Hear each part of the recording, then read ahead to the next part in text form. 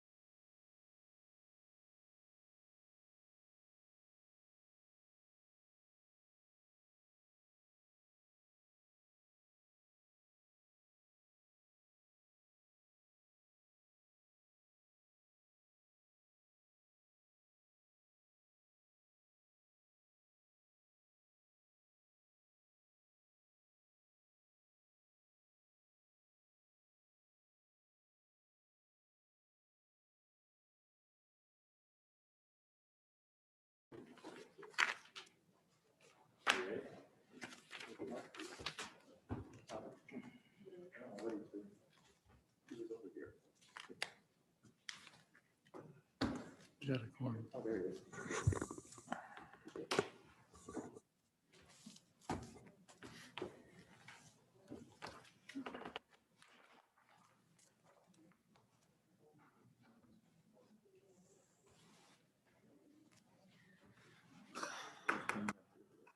Oh, he's gotten chairs.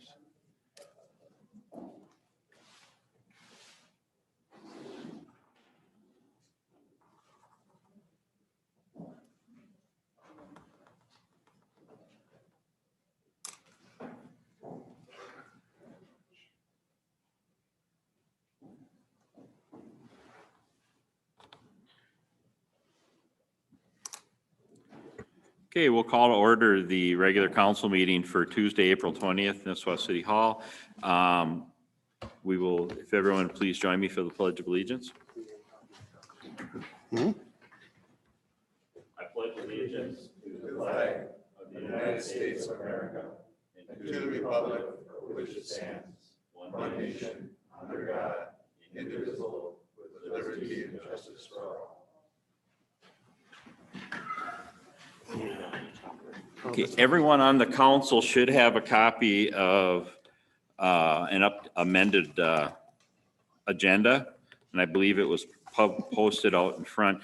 I'd like us to approve that amended agenda before we move on. So if I could get a motion to do that. Mayor, move. Second. All in favor? Aye. Opposed? Okay. Then I would entertain a motion on the consent agenda. The main difference on the consent agenda is that the number 12 and 13 have been taken off the agenda. And the only other, or the other one is things that were added to the end of the agenda for future discussion, so, or later on. Mr. Mayor, I'll make a motion to approve the consent calendar as presented. Second. We have a motion and a second. All those in favor? Aye. Opposed? Carried. Next is open forum. If anyone would like to make a comment that is not on the agenda, anything that they want to bring up, this is their time to do it. It is limited to 5 minutes. Again, this is for things that are not on the current agenda.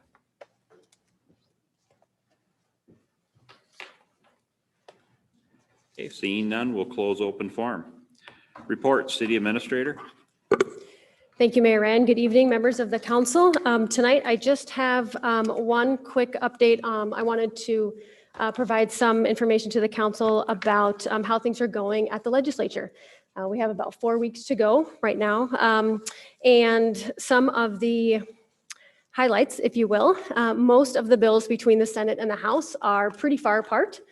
So there's going to take some work to get some things closer together as they continue to work over this remaining month. Both houses are looking at uses to expand broadband. A lot of the funding ideas coming from the Senate especially has to do with allocation of funds from the American Recovery Act dollars that were allocated to the state. So some of those funds are at the state's discretion as far as what they get to spend their money on. So there's a lot of interest in expanding broadband capabilities throughout the state. As far as public safety goes, the Senate bill currently is about 36 pages long and is maintaining the status quo for most of the legislation in place. The House bill is over 200 pages and is focusing on a lot of reform. So there's a big difference there, but they're both talking in different ways about if there are changes to our public safety legislation. As far as PERA, they have currently the ability to designate and determine when a disability occurs without really any input from a local agency or other sources. And the league has been strongly advocating for increased input from cities to be able to be a part of those conversations, because when PERA designates a disability, the cost falls back to the local entity, and that could be for a significant period of time. So we're just working to, the league is working to just build those communication channels to figure out if we can make some modifications to legislation in that area. As far as housing goes, there is one important item going through the Senate housing bill right now, and that is some language surrounding zoning preemption laws. There is some language that they want to make restrictions upon cities as far as type of materials developers can use and things like that, as opposed to allowing the city or the local make those determinations. So we're keeping an eye on that at the league level to see what comes of that, because we feel it's important to allow those regulations to stay within each city or municipality as determined the needs are. And finally, as you know, the American Recovery Act dollars will be coming to the city, to the states, counties, and cities in May. And more guidance will be coming from the Treasury Department in May regarding what the eligible expenditures will be, reporting requirements and things like that. So that will be coming hopefully in the next month, and then we'll start to work on how the city responds with the dollars that we're going to be allocated. And that's just a quick update. Any questions on this or anything else from the council? Nope. Great, thank you. Okay. City Attorney. No report tonight. Any questions? I'll take them, but I don't have anything to report apart from the agenda. Doesn't look like there are any. Thank you. City Engineer. Good evening, everyone. On Monday, we filed a letter with the MPCA notifying them of the 14-day pre-inspection period for the beginning of the liner installation in new cell number 4. So that was one of the things in your permit that you have to do. So we filed that letter and I just dropped it off with at lunchtime. With that, like I say, Eagle Construction has indicated their subcontractors plan on being back on site Monday, May 3rd, to start with the liner bedding material, and then the following with the liner. So we actually switched the monthly construction meeting from this Thursday this week to Thursday of next week, the 29th, just in case anybody was planning on attending. Reason for that is I just wanted to get it closer to when they're going to start on the liner work. We'll have a better 7-day weather forecast and everything if we, wait till the following week to do that. So that's kind of an update with the wastewater plant. Like I say, we gave them MPC the notification. So first couple weeks in May, we'll see a lot of work on the cell 4 liner. So are there any questions regarding the wastewater plant? All right, and then just a quick update to Tom's memo, just lift station 3, that changeover actually occurred yesterday. The new pumps were fired up between about 6, 7 o'clock last night.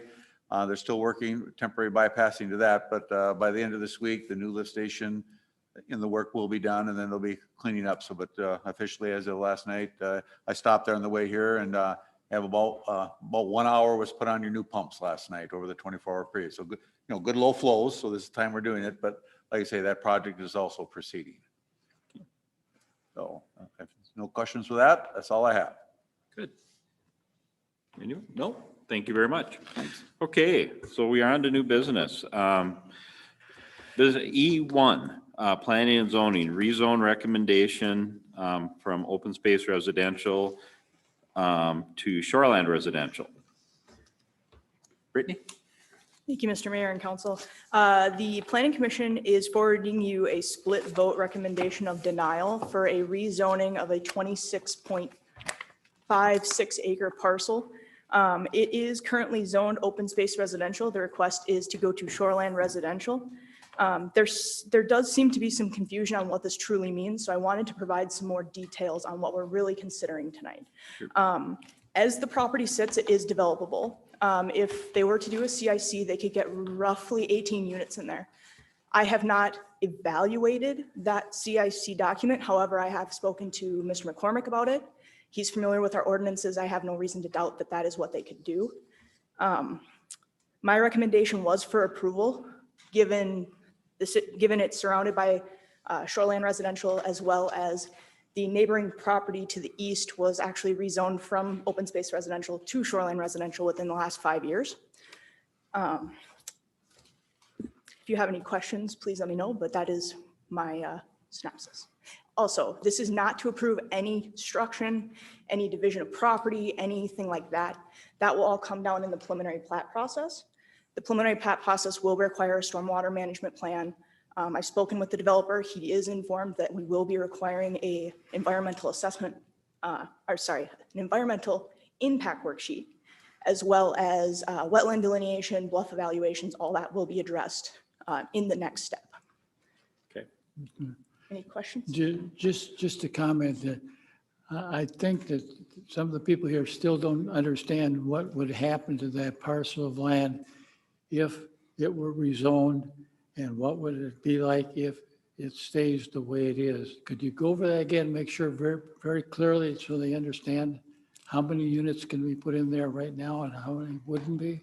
Yes, as a CIC, as it's currently zoned, the number that's been given to me is 18. Mm-hmm. I believe that that is within a margin of error. As it's currently zoned right now, And the zoning really in this instance doesn't make much difference. It's really the lake classification. The lake classification is really what's protecting the property here. You know, for any lake, you go from a 266-foot tier, or sorry, 267-foot tier to a 400-foot tier. You go from a 75-foot setback to a 175-foot setback, and that is at the edge of the wetland. That is not from the OHW.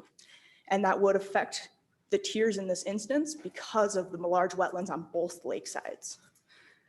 However, if they were to do just a straight subdivision as they're presenting, and they were not granted the rezone, by my calculations, they would get roughly 2 less houses. The reason behind that is because for a shoreland residential unit on a NE lake, the minimum lot size is 80,000 square feet. The minimum lot size on an NE lake for an OSR zoning is 100,000 square feet. So you're at roughly half an acre difference. So we're really not talking, you know, the difference between double density here. We're talking the difference between a couple houses. And I absolutely am on all of these people's sides with the environment. This is a great piece of land. I love wetlands, you know, wetlands, bluffs, loons. These are all things that we need to protect. And that's why I've already informed the developer that we will be requiring an environmental impact worksheet. Any other questions? Yeah, I'm still learning all of this myself. Yes. But as far as the current designation, it is a OSR, Correct. correct? And with the 2 maps, you know, the 2 zoning maps I received, one for the one that's by Upper Roy Lake Road. Yep. And that's a The north- sketch plan. Hmm? You're looking at a sketch plan. That's not officially the rezone. That's a separate item. Okay, it's just a site plan, right? Correct, yep. And this is the north part? Okay, and then there's the other one, which is the development that's in the southern part, I guess I call it. So those are both currently OSRs, Correct, yep. They're the only ones in the area zoned that way. okay? And then if they become SRs, then my understanding is the northern one is going to stay as an OSR. Yes, No that matter what. developer has officially withdrawn any applications at this time. Okay, so Not that's- to say that he could not come back, however, at this time, he's not proceeding. Okay, so we're not even talking about that one really. Correct, So then we have the, this other one here, the sketch plan review exhibit for the south side development. And that's the one we're considering going with a SR. yes. And just for the record, we're only considering the zoning, not the development. So any approval Right. that could or potentially happen, no construction or subdividing or recording or anything like that will begin. Right, okay. And so, and then besides that zoning itself, OSR to SR, I understand that then there's something called the CIC, Correct, that's a Which- common interest community. Common Interest Community. And so that's what, the one that we're not even considering, they're doing the CIC on that. Yep, Whereas on this one here, we're not even considering this CIC at this point. at this point, no. Okay. And my understanding is that if we went to a CIC, or if they changed it to a CIC afterwards, there'd be a lot more houses in there. Correct. Okay. So, but the way it is right now, if we designate it, and designating SR or not really doesn't matter here, because afterwards they could do the CIC. Correct. Okay. Really, the impediment here is that lake classification. Okay. And currently, there's 11 houses proposed in this development here. And if we make it OR, I mean, what's the advantage of making it OR over the OSR? So I don't want to speak on behalf of the developer, but my understanding is that they want to do a subdivision because it fits more with the character of the community, which I would agree with, because you really, when you look at the lots, they're single-family homes. Right. You know, there's really no common interest communities in that area. Uh-huh. And so I think that that played a large part in it, as well as, you know, he is a developer. That's what he does by trade. So CICs add a layer of long-term commitment. You'd have to have someone in charge of the roads, lawns, things like that. So there's a little bit more of a long-term commitment as opposed to just simply subdividing. Once he sells, he kind of can move on to whatever his next project would be. Right. Okay, and to me, it seems like there's 11 houses here, but if we don't, if it isn't changed from an OSR to an SR, it could be then developed as, if we kept it as an OSR and it didn't do anything. Yep. The developer could just declare that CIC and develop and put a lot more houses in there, I understand. Correct, yep. Oh. Okay. Brittany, I have one quick question. Yeah. Under the SR, is the 11 houses the max? As a subdivision, yes. If he were to go to a CIC, I honestly don't know what that would look like. I wouldn't. Can you go to a CIC under a shoreline residential? He can, yes. Okay. With that though, I'll revert back to the lake is really the holdup here because you're still gaining, or you're still dealing with 400-foot tiers instead of 267. So by my estimation, even if he went with a CIC and an SR zoning, he would only have 4 houses in the first tier on Ray. I have not done the entire development, but I know that the first tier on Ray would only allow 4, which is what we're looking at now. That's with the current plan or this development here, right? That would Just be the if they, 4 on that would be Bass if they Lake. switch to a CIC, because then they're dealing with tiers as opposed to just, you know, kind of cut and dry. Okay. Don, anyone else? I have nothing. Thank you. Thank you. Okay, is there anyone, I'm assuming there are people that would like to speak, so I will remind everyone, we are at a 5-minute limit, so, okay, Please state your name and address. Thank you. Sure. thank you. Good evening, Mayor and Council. Linda Gettleman, White Pine Drive, Nisswa. Last week, the Nisswa Planning and Zoning Commission voted to deny this rezone classification. And tonight, my views on this rezone being considered by the City Council are mine alone and not those of the Nisswa Planning and Zoning Commission. I am a 10-year full-time resident of Nisswa. Previously, I was a 27-year full-time resident of Lakeshore, residing on Bass Lake Road. The environmental impact and disruption of this off-lake forested bluff and protected wetlands is too high a risk to allow this rezoning and future land development to proceed. Let's preserve this precarious woodland and wetland as is.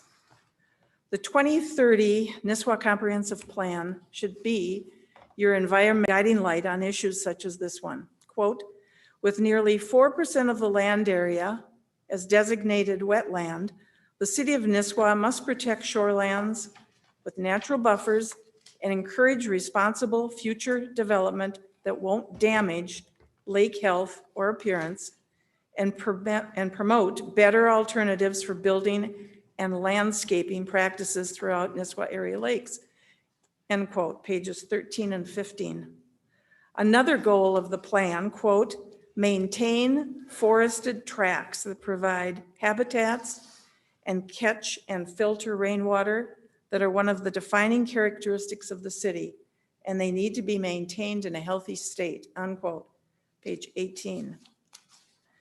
Bass Lake is currently a healthy mesotropic lake, providing sanctuary for spawning fish and waterfowl, especially the yearly return of loons, and wildlife that travel throughout the woodland area. If this rezone is overturned by the Nisswa Council, developers will ultimately build and impact the land buffer between these two lakes. The proposed developments by Steffens and another by Savino creates higher property density and flies in the face of preserving natural forest environments and supporting Nisswa's sanctuary lakes with, unfortunately, number one, addition of multiple docks on Bass Lake extending out into low water wetland. Number two, increased watercraft traffic on a small body of water that narrowly exits and enters to a low water channel. Number 3, bluff erosion caused by home building and a potential new road over this property, and/or vacation of the current Bass Lake Road is proposed by developers. Number 4, heavy load truck traffic for building construction. And 5, deforestation of large percentage of bluff area, again impacting bluff erosion into Bass and Roy Lakes. These are just a few negative impacts. So in conclusion, I repeat, the environmental impact and disruption of this off-lake forested bluff and protected wetlands is too high a risk to allow this rezoning and future land development to proceed.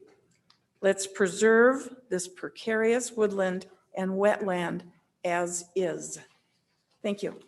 Thank you very much. Mhm. Next. Please just name and address in 5 minutes. So, 5 minutes is awfully short. My name is Paul Rasmussen. My wife and I, Trish, own a cabin in Nisswa on Bass Lake at 25211 Bass Lake Road. We have listened and tried to understand the rezoning request. We are not developers. We've just learned about this a few weeks ago.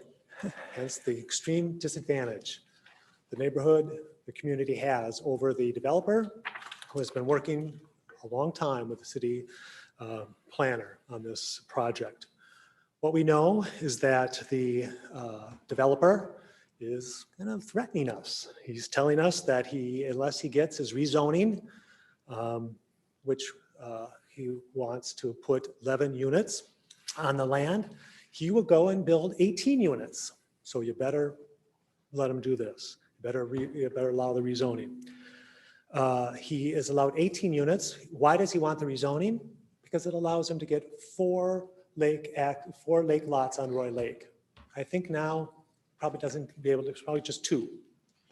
Obviously, the lake lots are valuable to the developer.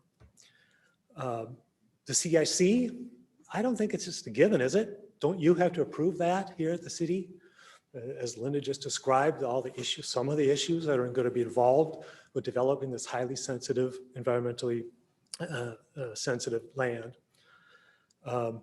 We are here to express our concerns and remind you that it's up to you to protect this environment, these extremely environmental sensitive lands. The rezoning application, the criteria for you to consider is very clear. It's laid out in the Nisswa ordinance.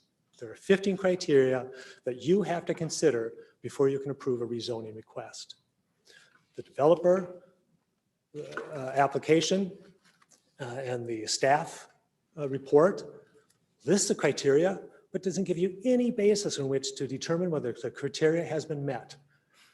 I provided you a letter. I hope you read it. I asked that it be delivered to you. I think it's on page 163 of your packet tonight.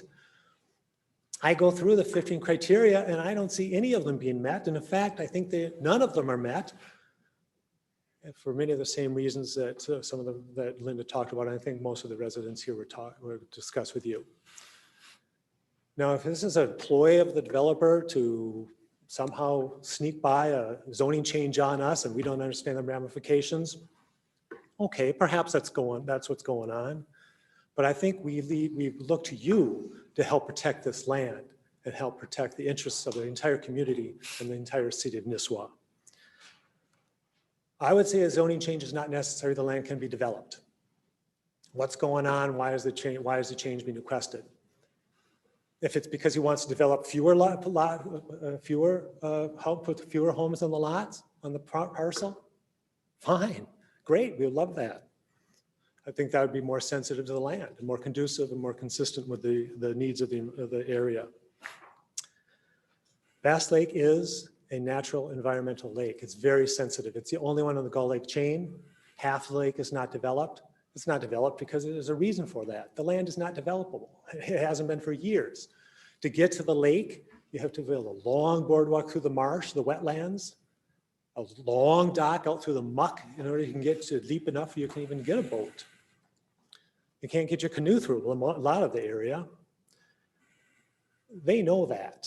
And that's why this land hasn't been developed. And that's what's left in this area. It's the most environmentally sensitive land that's being developed today, because there's now, they think they can make a profit on it. And that's why this type of development is so sensitive for you to consider. And it's so much different than the development that was going on 5 years ago, much less 10 years ago.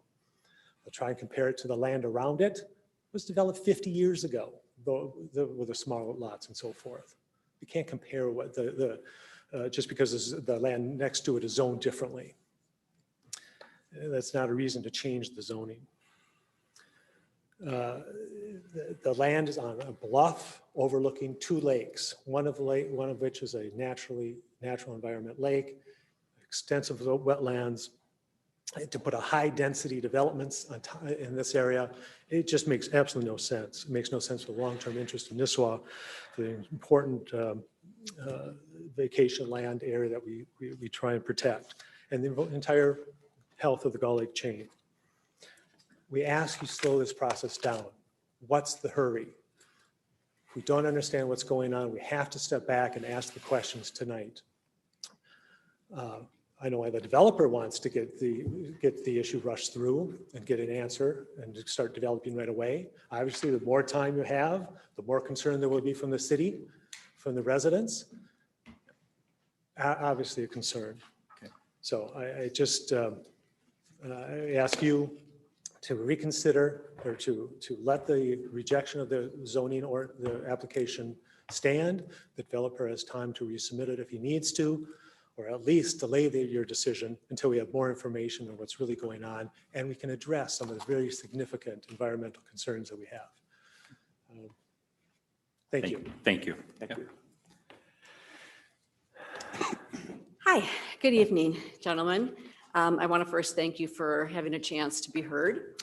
I do want to point out that we do understand the difference between the CIC, which is possible now, and what is possible if the land is rezoned. And Mr. McCormick spent much of last Monday night talking about how he likes big lots and wide open spaces and protecting the forest. And the minute it looked like the zoning issue wasn't going to go his way, he said, well, we'll just do a CIC then. So I think we should take him at his word that he's committed to preserving that property. And if he comes back here with a CIC request, I think it needs to be very, very carefully examined. And you have the right and the power to do that. But I want to tell you about Bass Lake, and that's where we live. Mornings are magical on Bass Lake. This development will affect Bass Lake. We see the fog lifting. We see the sun rising. We hear the birds calling, and there's not a boat in sight except maybe a lone fishing boat quietly trolling. And every now and then, upwards of a dozen loons congregate on Bass Lake. And this is what it looks like. Jonathan, would you please? Thank you.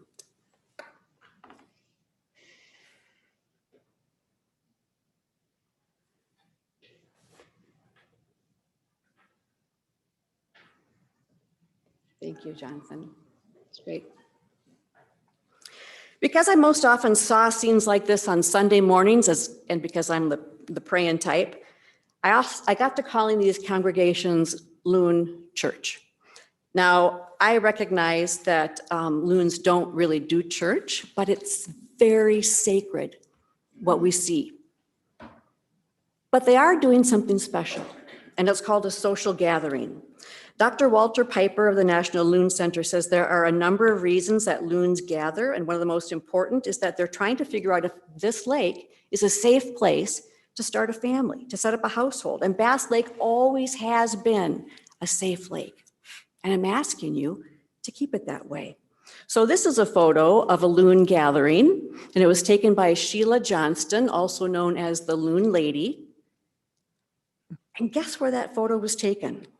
Right in the area of Bass Lake we're talking about tonight, right in the area that the two developers are trying to alter, and right where the loons have always felt safest, not only to gather, but to nest. So let's look at another photo. Housing development is the #1 threat to loon habitat. Boat traffic, the #1 cause of loon death. Why? Because babies can't dive and the parents won't leave them, even if it means they get hit themselves. And this is what's at stake in your decision tonight. There will be more boat traffic if development is allowed.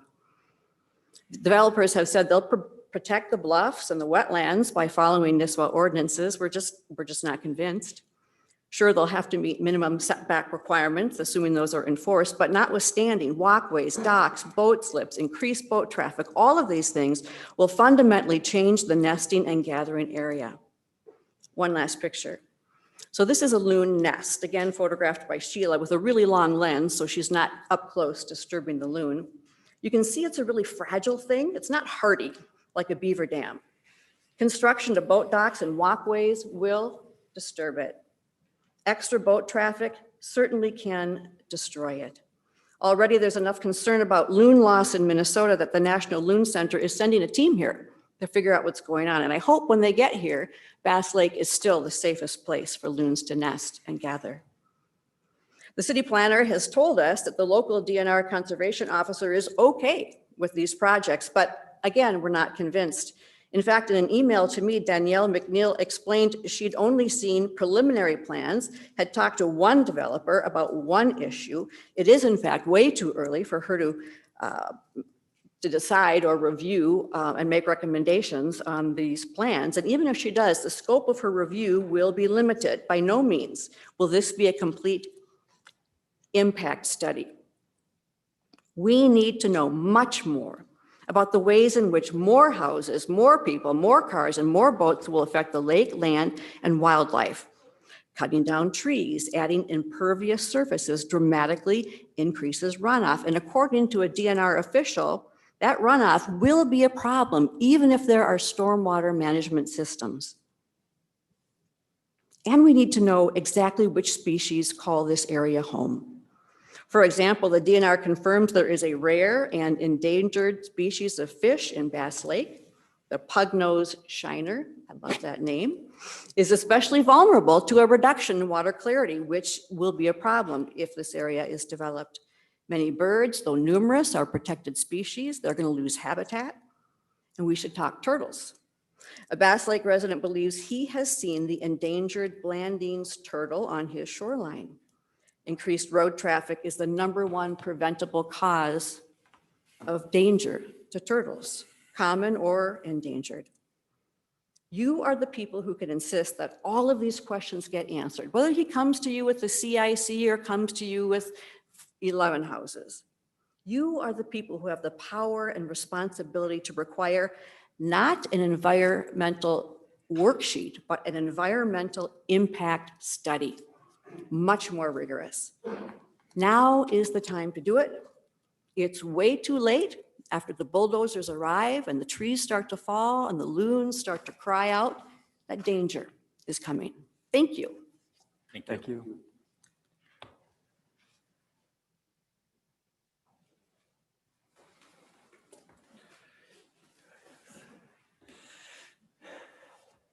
Good evening. My name's Rob Habercorn. I'm at 1002 Bass Lake Road. My wife Nancy and I are here tonight and to ask that you support the planning and zoning recommendation to deny the rezone.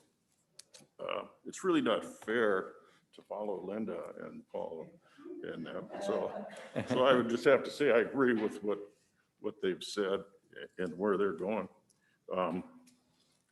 Some things became clear at last week's meeting, and it's already been talked about. Both of the developers seem to have plans, whether it's current zoning or rezoned, and they're both looking for maximum density. And our #1 concern is the lake.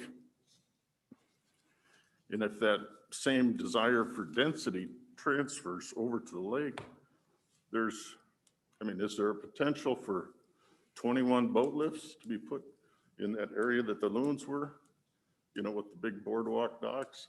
If that's a potential, that's a problem. So we wanted to ask you to support what the commission said, and there's so many unanswered questions. It seems like there's more reasons not to do this than there are to do it. And we're dependent on you to move forward responsibly. Thank you for this opportunity. Thank you. Thank you.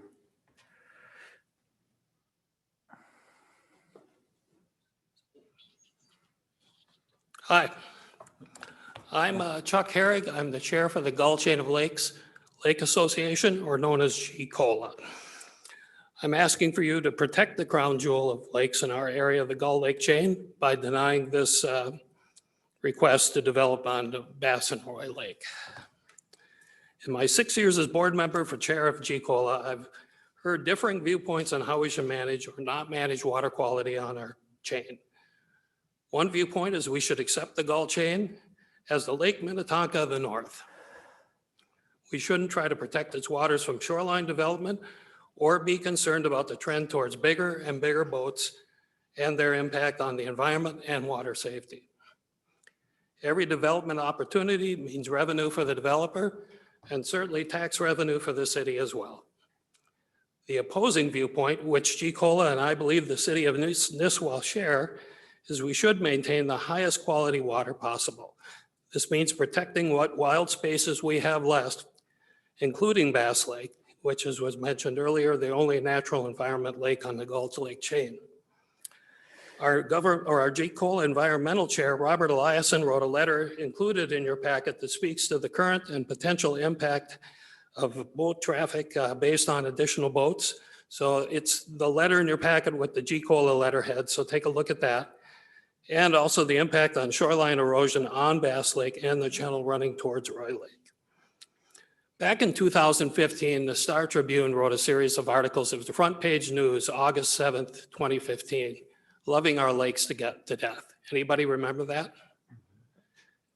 In it, I really encourage you to Google and find it and read it. Here's some brief excerpts from the article. It's especially pertinent based on the development we're talking today. Quote, "No one can deny the mystical bond that ties Minnesotans to its lakes. Memories pass from one generation to the next, and yet Minnesotans are in deep denial about the critical condition of our lakes and the culpability we share. We are loving our lakes to death.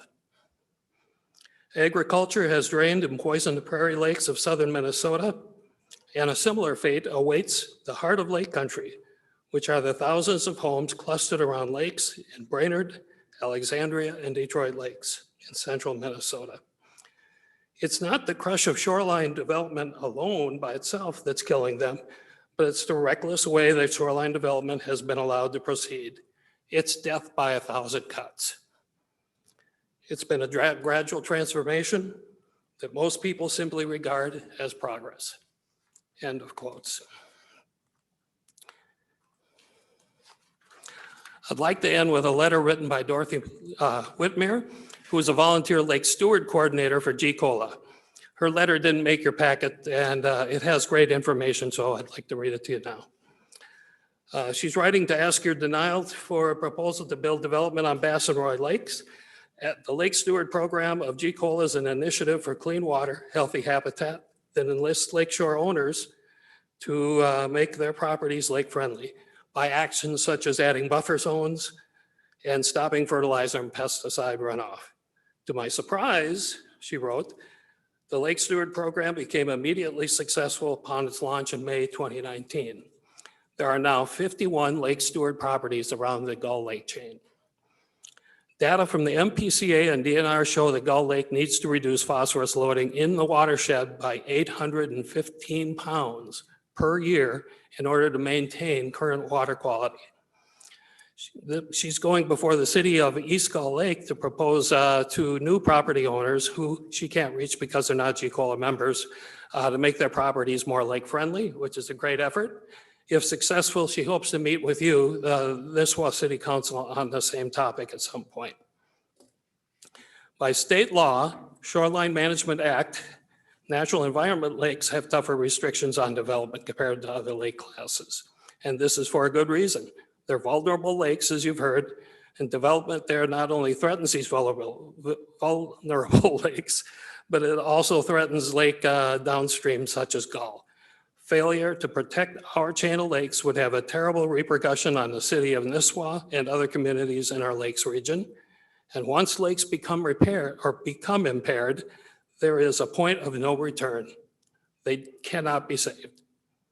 So please protect your city's health by denying the proposal that would have a strong negative impact on the health of our lakes. We agree with you. Our lakes are our #1 resource and what make our property all valuable. Thank you. Thank you. Thanks for your time.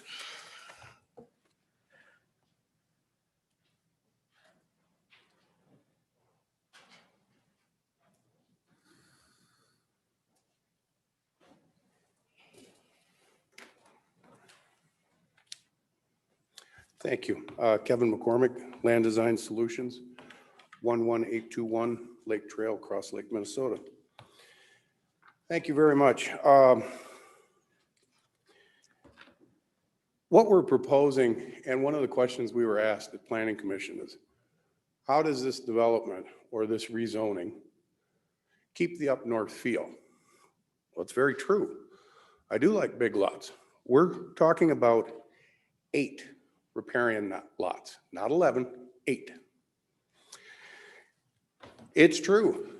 The change to the shoreland zoning would allow for 4 tracks along the lake rather than 2 on a general development lake. Each of them exceeding the 100-foot minimum. All of them, all 4 lots, towering over 2 acres in size. The other remaining lots, 5, 6, 7, and 8, out to Bass, 200 feet wide.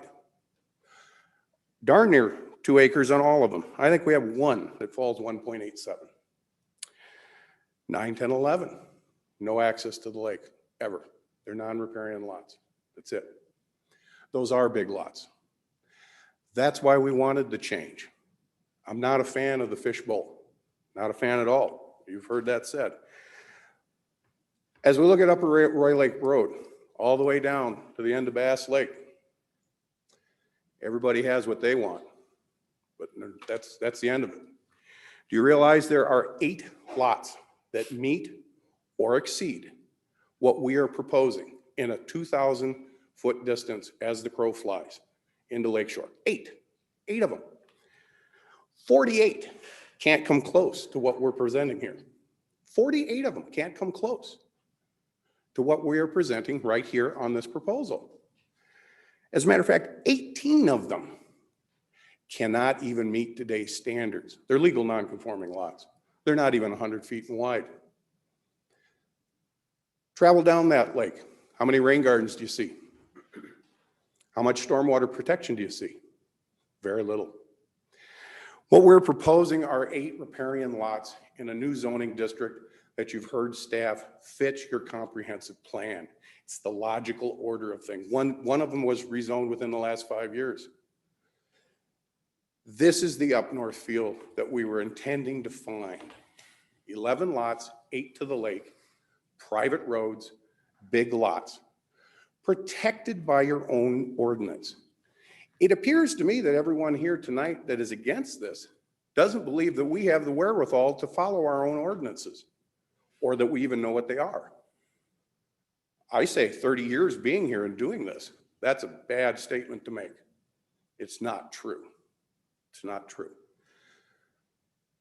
I have been told that I'm threatening people by coming back in with a CIC with 18 lots. It's not a threat. It's what the ordinance allows. Why 18 lots rather than 8 riparian and 3 non-riparian? We have to pay for it. We have to pay for it. You have to pay for the infrastructure. You have to pay for, you're not going to get as much for it. You're going to totally get away from what I consider the up north feel with this. That's the problem. Let's look at some of the design criteria in open space residential. Minimum lot size, none, 0. No setbacks, zero, other than the 10-foot fire code statewide. 50% of the property to remain green space. So you're going to get small postage stamp lots, just like you saw in the other development. That's not what we were looking for. It's not what I'm looking for. It's never what it's been about. It's not a threat. That's what the ordinance calls for. We want to get away from that. Open space residential allows individual lot development.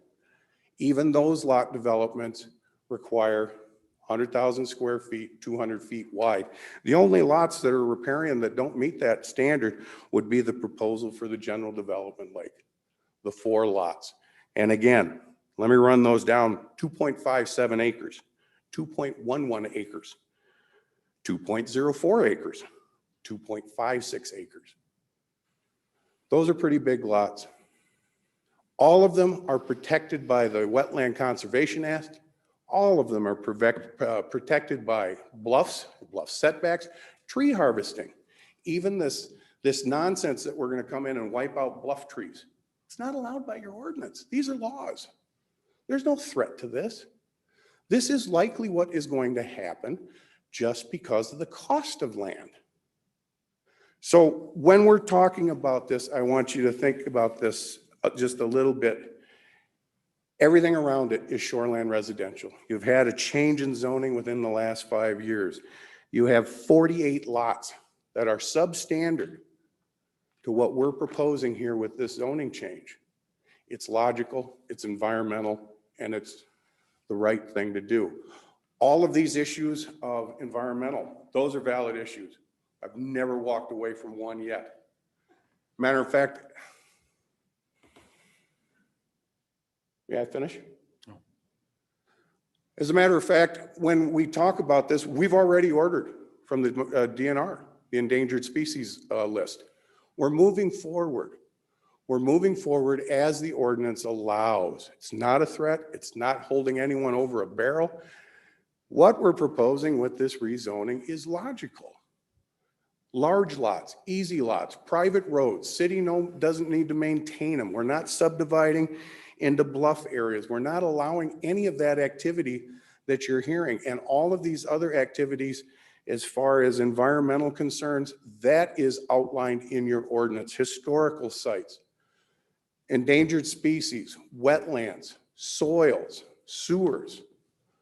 I would much rather have a neighbor with a 2-acre lot and the ability to have primary and alternate sewers rather than coming in with a CIC fishbowl with common sewers.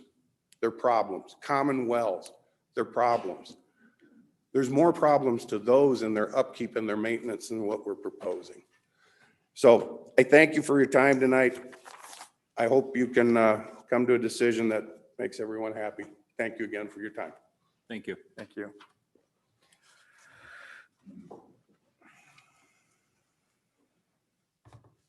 Jim Habercorn, 998 Bass Lake Road. What I find interesting about the lot size discussion is I suspect that we're not talking about solid land in that 2 acres, that a big portion of those lots are wetlands. Okay, so I think it's a little smoke and mirrors there, because you have to designate that it's wetland in your 2 acres. Okay. The other piece is this discussion about, because other stuff has been rezoned. Okay, and I think the word zone is an important definition here. We have speed limit zones for reasons for safety, and it changes as you go down the road. It used to be the old highway that went down Nisswa out by the Legion. I think it was 40, 50 miles an hour till it got into town. Well, that's been changed several years ago, right? So the logic would be, if that was 50, why not just run 50 through town? Well, there's reasons for zoning. And it's to preserve safety, whether it's safety of people or safety of environment. And, you know, a lot of the things I would echo that have been said already. And you guys are the stewards of that. And you know, we look to you to steward that, to preserve the safety of the environment, you know, for everybody to enjoy, right? It's not a landlocked lake that only the people that are on it can enjoy.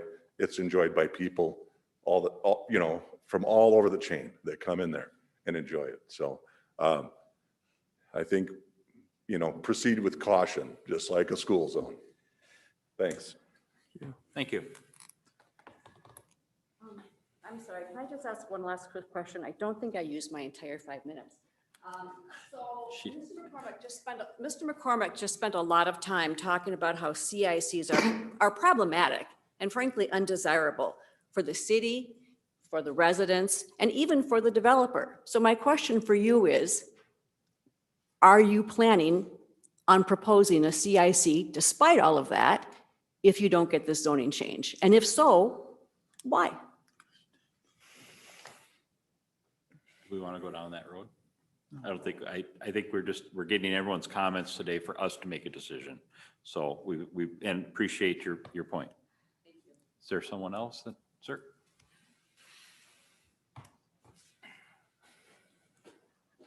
Keith Litke, Bass Lake Road. I've had a cabin there since 2012. You guys hit it out of the park. They brought their A game. I'm not up to the par. I want to touch on a couple of things that they didn't already touch on. And I'm in business, and sometimes I ask myself, I forgot what I asked myself. Just because you can, I tell myself, just because you can do something doesn't mean you have to. And I also like to challenge myself on, you know, there's a return on investment, but there's also a return on life. What return on life does this provide? And I know one thing that our properties don't have, our properties don't have to crawl down a bluff, go across a road, through a bog, in a muck, and into a swamp to get to water. Our properties don't have to do that. A couple other things to touch on is, who wants this? How does this help the people of Roy Lane? It doesn't. How does this help the people of Bass Lake? It doesn't. How does it help the city? Once you net out the headaches, the additional fire, the additional cops, the additional, I don't know, we have to widen Roy Lane. We have to cancel Bass Lake Road. Why would we want to cancel Bass Lake Road? We should preserve that. Who's driven down Bass Lake Road in the summer? Absolutely stunning. It's bad for about 3 weeks out of the year, and that's it. We should come up with a creative way to preserve. We should be talking about preserving a chunk of property, not bulldozing it. One additional thing that I want to bring up that everybody hasn't touched on, but here is a report from the Army Corps of Engineers, 188 pages. It talks about Indian artifacts around the lake, and I believe it actually talks about some of the properties that are trying to be developed. The last thing I want to touch on is we're setting a really scary precedence here. If we allow this to happen, we're going to go from an environmental lake with probably the lowest density of homes on the chain to possibly the highest density. And that would be just a sin that the people can't. I love when people come into that lake and just hang out and just enjoy the quietness. Sometimes it gets a little crazy, but it's about the only place on the lake you can find quiet. And what's the return on life? Appreciate the time. Thank you. Thank you.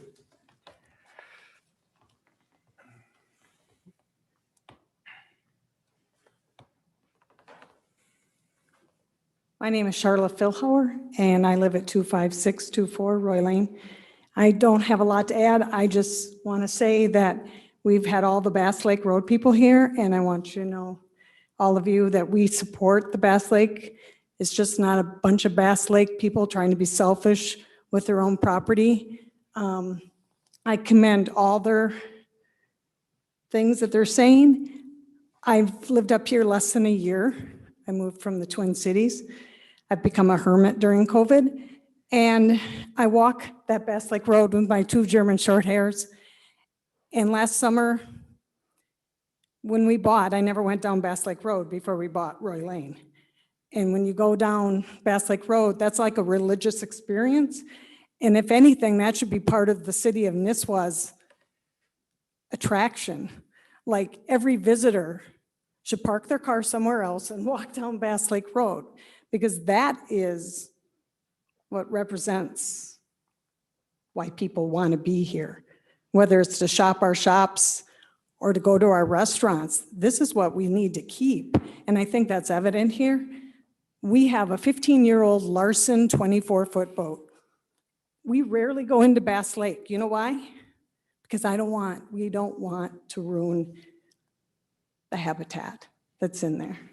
We don't want to ruin it for the real serious fishermen. We don't have a wake boat. We don't have a surf boat. But can you imagine what's going to happen to Bass Lake if we start getting the wave runners going in there and the surf boats? It's, and I'm not saying the developer's asking to bring that people, that traffic. I'm not saying he's an awful person. This just really brings to light that we have a bigger issue here than one developer. We really, collectively as a community, need to look at the sanctity of that property and figure out a way to keep it, not so it's just for us, but for everybody. Because it is the loons, everything. Like that walk is religious. And my daughter last summer, who's a college student, took a picture of that road last year. And she had a classmate from Shakopee, Minnesota, text her and go, "You're walking on Bass Lake Road." Who does that? That road, if you've ever been down it, and someone from Shakopee, Minnesota texted her back and said, "You're on Bass Lake Road." We can't lose that road, whether it's to a rerouting onto Roy Lane, which I don't agree with, or a large development. Thank you. Thank you.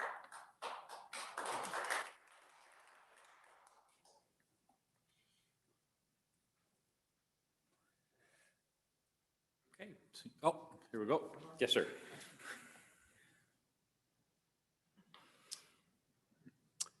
Mr. Mayor, council members, I'm Dave Anderson, 920 Bass Lake Road in Lakeshore. And I had a nice prepared little speech here, but things have changed during the course of this. So I just want to kind of skip past some of this. I was going to point out how much your comprehensive plan does a great job of laying out what the city should be all about. And I want to compliment you for doing this. It's one of the best ones I've ever read. And you're putting all the priorities in the right places, like maintaining water clarity. I've been doing the water clarity measurements on Bass Lake for almost 30 years, almost, I think, a year after we bought our cabin up here. And it's been virtually unchanged for those 30 years, with the exception of the introduction of zebra mussels, have increased the clarity slightly. Looking at places like Wilson Bay, Steamboat Bay, it's a whole nother picture. And so this is a lake that is fragile and could be affected in very, very negative ways by additional boat traffic. And I understand about development. It's right. Sometimes you got to just understand that. But I also challenge you, walk that property and see what it's like from up there, to look down on the lake and see how far down the lake is from where you're at. And think about having your house there and trying to get down to your boat. You see elevated railways going up to houses to get there. And of course, you can't put those on a bluff here, right? So we shouldn't have to worry about that. But I just am really concerned about Nisswa taking charge of protecting the lands that have been vacant forever. That land has never been developed. Last people to live there were probably the Indians. And we got a lot of people talking about that in our neighborhood and referring to documents that can prove that there have been Indians in the area. So it was a major gathering spot, as I've been told. So that's something, how much land do you find that's never been touched, that's a wooded lot in the middle of a bunch of developments? And sure, Roy has developed, Bass has developed further down, but that one jewel of a piece of property is part of what protects Bass Lake from erosion. And we see erosion down that hill just now when nobody's doing anything. And just increased traffic creates problems. It messes the road up, and Tom Blomer can tell you if the road gets to be a mess sometimes, and he's commented on that a number of times. So I want you to just consider what's at stake here. It's not just a development or not, it's whether or not we care about our land enough to do something about it. And our lakes are what make Nisswa be what it is, seriously. I don't want you to become another drive-through city on the way to Walker or whatever lake because nobody wants to be on Gull anymore because it's like Lake Minnetonka. We don't want that for here. We don't want this for any of you. And it would be a very detrimental to Nisswa to allow things like this to happen. Basically, Bass Lake is the only natural environment lake out of the 13,000 acres of the Gull Lake chain. Think about that. We got like 130 acres of land there, and only just over 100 is even navigable, with large marshlands and enormous amount of habitat in there. We see every kind of bird you can imagine coming in and out of there. So I don't know if this is going to matter about zoning one way or the other, but I know it matters what you decide overall about development in this area. So I encourage you to take the big picture look about what the future holds. And I thank you very much. Thank you. Thank you. Okay. So the question in front of us is, do we uphold with the shoreline or with the application or from the Planning and Zoning Commission? Don? I'll make a stab at it. Mr. Mayor, I'll move that the city council does concur with the planning and zoning recommendation on the rezoning of PID 281-00660 from open space residential to shoreline residential and adopts the findings of fact presented. See, okay.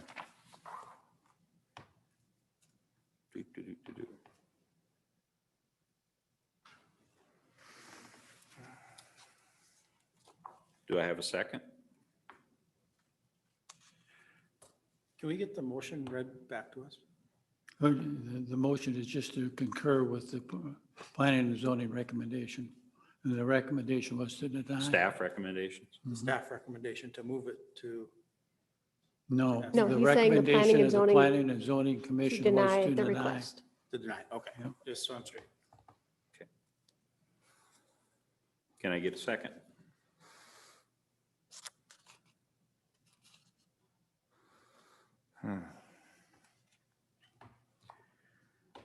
Well, I can second for discussion purposes. So I think the biggest problem is the idea that there is going to be docks, even one dock, doesn't matter how many, if there's going to be an access from Bass Lake Road, where it currently sits, out through the swamp, or well, through the bog, through the cattails, out into Bass Lake. There's also this piece of property, this, I'm gonna call it the south piece of property, okay, so because the north one's off the table. There's a significant portion of that piece of property that also has access to Roy Lake. If I'm looking at this map correctly, correct? Is that correct, Brittany? Correct. Okay, so, is there any reason why all those properties on that parcel couldn't have, well, obviously there's gonna be some that are gonna have, you know, that are gonna butt up and have lakeshore right there on Roy Lake, okay? Those that don't, can they have an access point on Roy Lake where they could put a dock, for example? Is that something that could be planned? Is there a way to do that? Thus giving, you know, and this, of course, this is all after zoning one way or another. This is all stuff that planning and zoning, the contract, the builder, that everyone would have, the DNR, everyone would have to talk about for things. So docking would go one of two ways. If they did a CIC, it's based on the tiers. Okay. So in the NE Lake, they're still sitting at 4, and on the GD Lake, they're still sitting at 4. So ultimately, it would not change the docking situation. Okay. If they do it as presented in front of you with an SR zoning, the DNR's rules are that you can go as far out as you need to get to navigable water, but the dock must connect to a property that you own. And that goes to Mr. McCormick's comment about the 3 non-riparian lots will never have access. They don't, our ordinance actually strictly prohibits it. But that would still leave the lots that would have access technically to Bass Lake. Correct, 4 and 4. 4 to Ray, 4 to Roy. So those 4 lots that would technically have access to Bass Lake couldn't in any way, shape, or form. There's no way to make it that they could actually park their boat on a dock, even the docks on. Are you following what I'm saying, Mr. McCormick? Basically, for lack of a better, Cinnasam Club, Cinnasam Road. Okay, on Gull Lake, there is a huge pier of docks out there. Same thing on Pelican Lake on Morningside. There's a large area. Basically, there must be a common area owned by everyone that has a lot in that Cinnasam Club, which would be the lakeshore. They have one long dock out there with multiple boat lifts. Yep, Okay. and that would be limited to 4 because it's divided by tiers. So even if they were Okay. to go to the 18 units, Okay. there really wouldn't be allowed more than 4 boats. unless my calculations are incorrect, which I feel confident in those. Okay. Mr. Mayor? Yeah. Just a comment that on a rezoning, and I hope the city attorney will back me up, it has to be either a clean yes or no. You can't put any conditions on the rezoning. No, I understand that. I'm just trying to hope if the council understands once it's zoned, or if it stays the way it is, or if it's rezoned, either way, there's a whole bunch of discussion that's going to have to take place at the P and Z level. That's correct. And that if that's an opportunity to kind of kill two birds with one stone, protect Bass Lake, that the concern is, and get those people access to the water. Because my experience with Gull Lake is people that don't own Lake Shore, if they have access to a dock, they can put their boat there, they can jump in and they can go wherever they want. Right. It doesn't necessarily have to be on Bass Lake. I still have access to the whole lake from Roy. And that comes with the planning process. Right, that's the planning process. But what I'm hearing from Brittany is the state's only going to allow 4 boats there. Or that's the understanding. Okay. Got to be a way around that. Okay. Tom, is there any liability for the city going either way here? Is it, since has precedent been set since we have allowed a rezone in the area before, or is there anything that we should be conscious of in making this decision? No, Ross, but in terms of your ordinance and by state statute, you aren't bound to anything that came before, and you're not bound by any particular feature of this property to allow somebody to rezone something, if that's the question. So, yeah, I mean, we're just. Your zoning, your ordinance sets out the standards that you must look at, and they've been analyzed by both staff reports, also by, I think, the opposition to this. So those are the standards that need to be looked at when you're considering these rezones. It's completely discretionary on the council's part.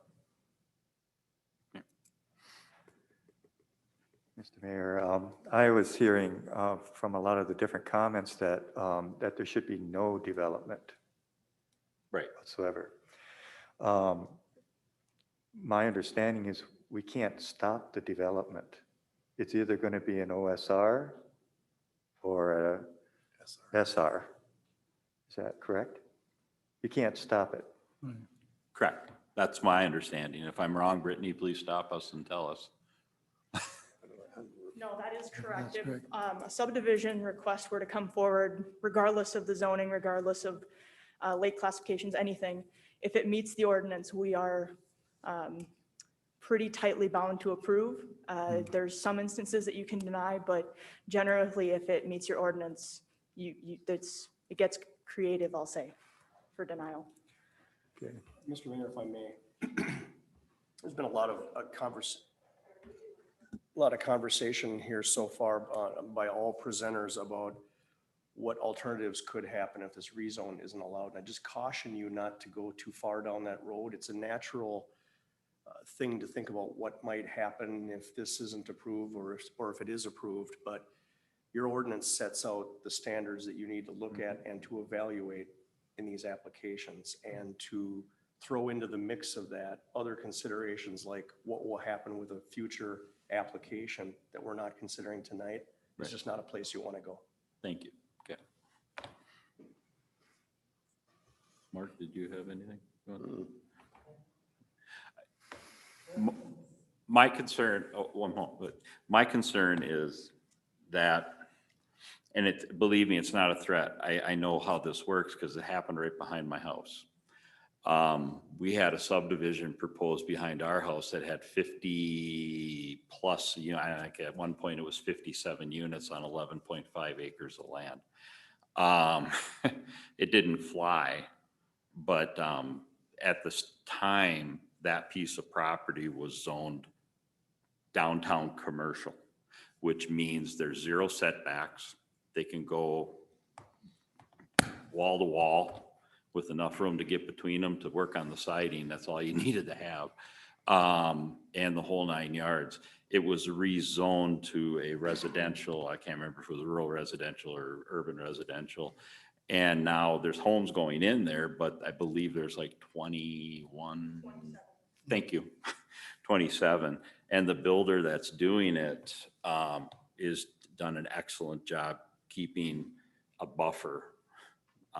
You know, granted, it isn't going to be anything like what you would see because it's still too close, but it's what it is. So the reason I bring that up is my concern is I would rather see less than more. And as Tom just stipulated or said, you know, what and how things are done is for future discussion with the Planning and Zoning Commission, DNR, et cetera. So, but that doesn't mean either that that same level of development, just because it's zoned what it is, you couldn't do the same level of development that would be done if we change it. Right. You could still do that same level of development the way it is right now, correct, Brittany? I mean, if we don't change the current zoning, just leave it as is, the builder can still build according to the plan he has laid out. Right, but remember, Mr. Mayor, that the ordinances are the minimum. You can always build bigger lots, whatever. Right. So Right, he the could still ordinance is do, minimum. He can still build. he could still build 8 units, but if we leave it the way it is, a person can actually build more. Well. But he could still just if- build If we 8. left it the same, and say right now he could get, say, 10 houses. Could be. If he wanted to, he could Right. increase the lot size and only build 5. It's Right, up to him. can do- The yeah. ordinances are the minimum. Because I like that. I mean, I'm just partial to the idea of not being able to build that many, should you change your mind, so to speak. That's my thing, but that's just for discussion. So we have a motion to concur with the findings of the P and Z Commission, which would mean no change. Right. We have a second. Further discussion. I guess I struggle with which way gives, you know, which way gives the most protection. And that's why I've leaned towards the SR. Either way, you could end up, if I understand this correctly, with 4 docks coming out into Bass Lake. If we go with the SR, we could hopefully at least negotiate to where it's 1 dock, 4 slips. I don't feel that we can take the other development into consideration with this. It's a totally separate thing. So that's to look at. I also struggle with property, the rights of the property owner. You know, do we say to them that you can't develop your property? Well, A, we can't, and we can't stop it. So it's you know, the other part of it that's so hard is, you know, we don't have really unbiased facts as to how it'll affect the lake and how it'll affect the wildlife and how it will affect everything. And it's hard to make this decision without that. I totally agree that once you give the go-ahead and start down the road, you can't turn back. But it's so hard at this point because we don't have a lot of facts to make the decision. We almost got to put our best foot forward with what we do with the zoning, and then let the process, which is set up to the comp plan, it's set up, the process take over and go forward with, then get the facts from the DNR and get, you know, we can talk about whether we got, you know, the right study and the right, you know, but we're also dealing with unbiased facts that you can make a solid decision with. So I'll be honest, you know, to know which is the right way to keep, you know, to keep it or not, I lean towards changing it because I feel that the city may have more protection if we change it, Because at the end of the day, we still have to decide on what we can do, but, you know, even at that, what are our decisions? If it meets all the requirements, they can go forward with it. So that's kind of where I'm at on it. Okay. Any further discussion? I'll let Ted speak. Oh, yeah, he wants to speak. Yes, sir. I'm still confused. Yep, my name is Tom Cameron, 986 Bass Lake Road. If you have SR and you have OSR, just straight nothing, which zoning is the least apt to be high density? Now, which one gives you more high density than the other? Open space residential gives them the most building capability. Is that correct, Brittany? Correct, but that's when I was going back to the lake classification, ultimately is the leading factor here, because the minimum lot size for proposed zoning is 80,000. The lot size for the current zoning is 100,000, so we're talking less than a half an acre difference. So it's really the lake classification that's playing the most role. Okay, but the way it's current, okay, thank you. Thank you. Okay. Ted? Ted Doolum, Roy Lane. From what I see, the biggest difference is the SR will allow them to put 4 lots on Roy Lake, having 100-foot lots versus the needed 200 feet. That's the biggest difference. Other than that, they can do pretty much whatever they want. But that's what I see as the difference is the 100-foot lots. I can clarify that as well. Okay. The 100-foot lots are for a GD lake. Brittany, can you come up to the counter? Thanks. 100-foot lots are for a GD lake. For an any lake, the minimum is 200 feet. So regardless of zoning, that will be 200-foot lots, no matter what. What width. Brittany, where do the extra, so if I understand, under SR, they're allowed two more lots roughly? Roughly. Are them lots that are riparian or not? It would take some shuffling of lot lines, so I can't say what Mr. McCormick would do. My estimation is that the first would be the non-riparian lots just for obvious reasons. So, but the lake lots are, They're gonna happen regardless matter of what. zoning. Yes. okay. And they would be 100-foot or 200-foot. 200-foot on Ray, 100 on Roy because of the lake. Yep. That's what I'm saying. It's on the Roy side. With the SR, they can have 100-foot lots. Mhm. And they've got, I believe, 400 feet, so they could put 4 lots in there versus 2. Is that true, Brittany? I misunderstood that he was talking about the different lakes. That is correct. On a GD lake, you are allowed 100-foot lots. Sorry. So on Roy, regardless of the zoning. On Ray, regardless of Ray. the zoning. Yep, that's the any lake. So regardless of the zoning on the any lake, it'll be 200. However, the GD lakes are 100. Okay, I'd have to confirm, but I believe that is for Okay. both zonings, but I'd have to confirm that. I apologize. got it. Thank you. Yeah, you call the question. Yes. So we have a motion and a second to basically no change in a nutshell. So I will call for a vote. All those in favor of the motion signify by saying aye. Aye. Opposed? Aye. Aye. So you, Nay. okay. Okay, so I think what we're struggling with here, are we struggling with a lack of information? Guys? No, I'm talking to the council folks, sorry.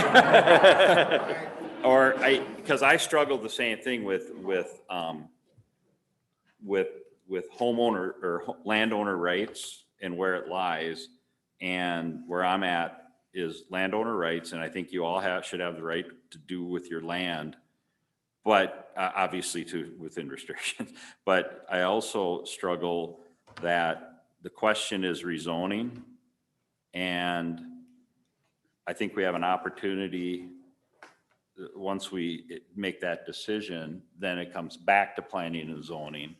And that's where Brittany can sit down, take all these concerns we're hearing here and try and figure out a way to limit them or maybe even change it with the developer. And again, now we're only talking the southern part, please remember. The northern, the gentleman on the north, I think that's Mr. Steffens or whomever it was. Savino. Who? Savino. Okay, thank you, Savino. He pulled his. No. Savino's who we're dealing with. Sorry. I'm getting my S's mixed up. Okay, so I would entertain a motion to, another motion if, do we want to leave or change? So we already did one vote, didn't pass. I'll leave it to the council. Entertain a motion.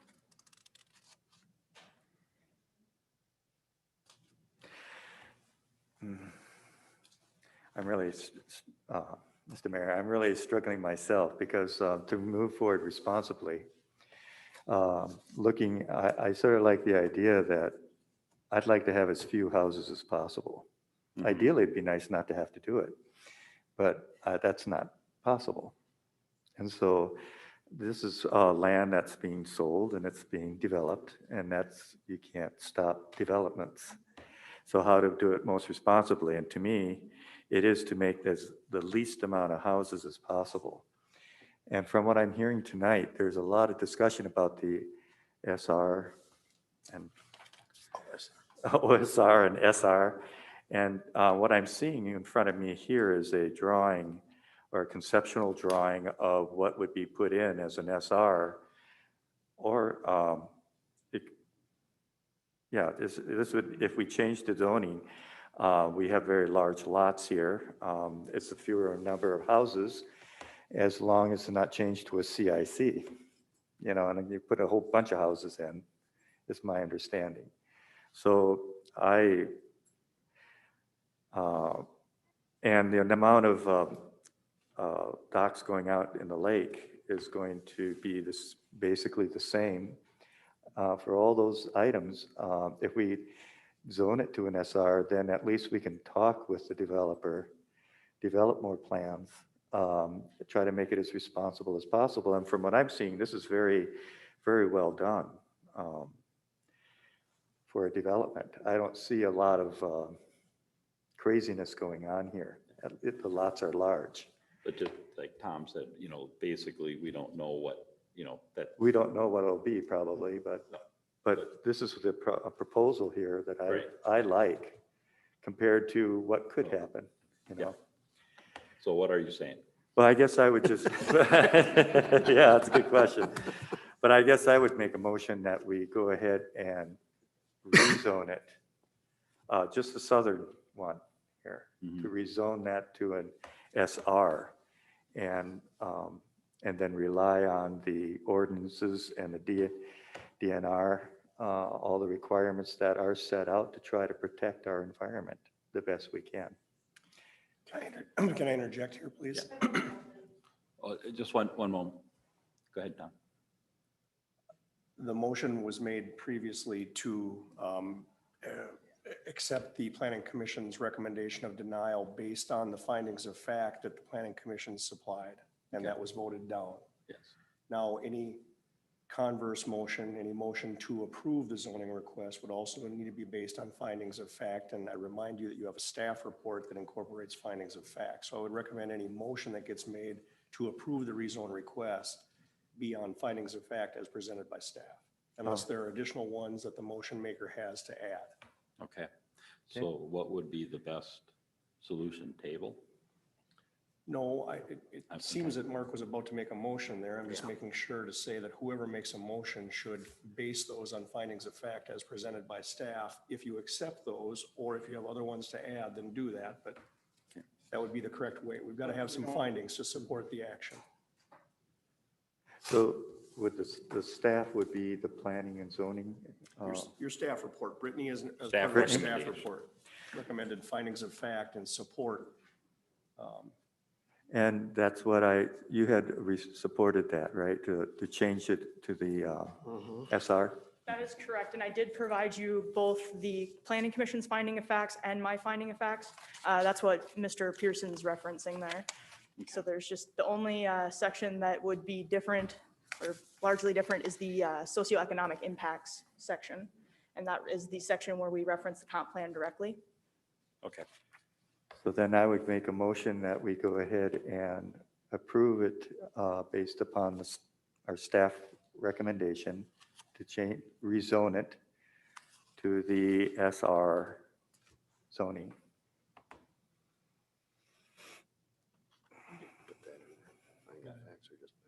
Do I have a second? Actually. Okay, so I guess I have to say the finding of facts as presented by staff Yep, we got it. to rezone it to an SR. We have a motion. Can I get a second? I'll second that. Okay. Further discussion. Is it okay to let some, you wanted to mention, say something, ma'am? If you could come up, yeah, come on up, please. Okay, that's fine. Just, that's fine.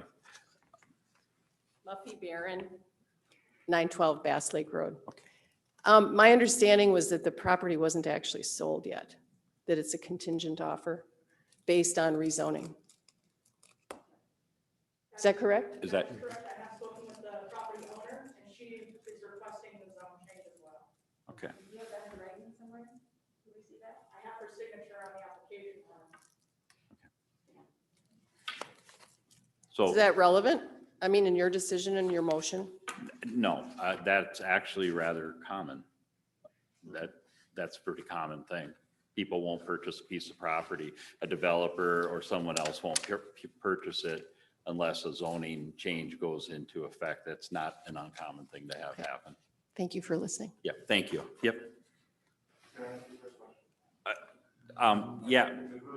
Okay, real quick, and then we're gonna do a vote on our motion. It seems like there's confusion even amongst the council as to what the impacts of a change or lack thereof would cause, right?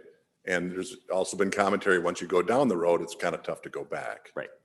So is there an avenue that it could be tabled for further discovery, further gathering of information, and a more educated decision? That's my question. More educated decisions on how it should be, how things should be done, exactly, impacts and things like that. And that's all from my understanding of talking with our city planner. That's all stuff, that is all, if I was the developer, I'm bringing forward my plan and I sit down, that's where those conversations start to take place then. How do we do this? How do I do that? All the, what does the ordinance allow versus, okay, how do I take the concerns I heard here tonight from the residents that are going to be neighbors to these people that of the residences I'm building? Okay, how do I take those concerns and get them into my plan? That's stuff that you would be discussing, correct? We would actually stipulate it as conditions. Yeah, Yep. so that's where the city has the ability to do those things. This is simply a rezoning request. The confusion is there's so many different ways to do things, and there's some things, like the city attorney said, we can't go down certain rabbit holes right now because we leave way too much open for speculation and et cetera. But so, yeah, I think what I'm hearing from the council right now, and anyone stop me, won't be the first or last time, is we want to see it limited as much as we can. And we want to see it worked out with our city department, with our department and stuff and things. That's what we want to do. So I think to answer the question a little bit more is, yes, you're correct, but the only way to proceed down that road to get them facts is to make this decision on how we zone it. Because they're not going to proceed and pay for the stuff prior to this, and that part, even in the process, isn't at this point. That's when they come before planning and zoning, and that's when we put the stipulations on of what we want and what we see, and that's at that point, that's where we'll gain the facts. Plus, you also got the fact that, if the person backs out, we don't do anything, and that's a condition of sale, for example. If I come along and I want to buy it and it's zoned so I can build more dense or whatever, we may not get an opportunity to limit in the future. I don't know. I mean, there's that consideration too. That's what I ran into behind my home. That's why I brought it up. I could have had 11 to 12 acres of all apartment complexes right behind. So. Just one more. Yeah, so. Just we one need more to comment, just one more vote on it? question. Just one more question. The question was, the city ordinance lays out 15 criteria for you to consider. And Okay. so the question is, if you don't have the ability to address those criteria or answer them, could you delay the decision with respect to the rezoning and address the rezoning question at a later date when you have the ability to answer each of those 15 criteria?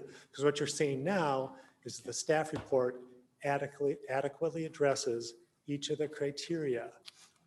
And you agree with those recommendations on the 15 criteria? Because no one's mentioned the criteria. No, I can't answer for all the council members, mayor, whatever. Is there, what the gentleman is saying, is that something Brittany, you wanted to address real quick, and then So I'd like to clarify once again that the 15 criteria are in regards to the rezone, not the development. Right. And each of the 15 criteria are addressed based on DNR, Army Corps of Engineers, online information that was accessed through GIS. These are all been provided to you. Some of them are so, I'll say, menial as tree cover. And then some of them are very advanced as, what's going to happen to the economy if we allow this, or, things like that. But I do want to echo what was just said, that, the developer is not going to put all this money in to provide these documents that are part of a preliminary plat for a rezone. okay. You can delay if you feel you don't have enough information, but there's a time limit. And we're getting close to the 60 days that if we don't take action within 60 days, it's automatically approved. So you should be aware of that too. I'm well educated on the ordinances. I've looked at them all. I've asked all the questions. I see that they fit, but that's for me. Yes, I've looked at everything. And I'm happy that we meet the ordinances that right now to change it to SR. So I have a motion and a second. All those in favor signify by saying aye. Aye. Opposed? Yep. Okay. So it's been rezoned, or passed, excuse me. Okay. If I could make one more quick remark. As things come forward, I would ask that the folks in Bass Lake, this worked pretty well down in the Linden area, find a spokesperson, okay? Stay in touch with Brittany, our city planner, okay? And work hand in hand with her and hand in hand with the developer to get questions answered and see what can be done. There's no such thing as a done deal as far as, what the DNR may even change their tune on something when they realize, hey, maybe we can do something different. Who knows? But stay in touch with Brittany on this process. And if you have one person and a list of emails and stuff, everybody can stay informed, including anyone that might leave for the winter or whatever. We've done that before. It's worked out really well. Contact our city administrator. And, we can get a list together and basically work with you all to keep you up to date. Mr. Mayor, there's one thing that we need to do, and I'll make the motion that we authorize the city administrator to publish the summary ordinance on the zoning change. Second? Second. All in favor, say aye. Aye. Opposed? Carried. Thanks, Don. Maybe take a minute break just to let the room. Yeah, a couple clear. minute break here, please. Just.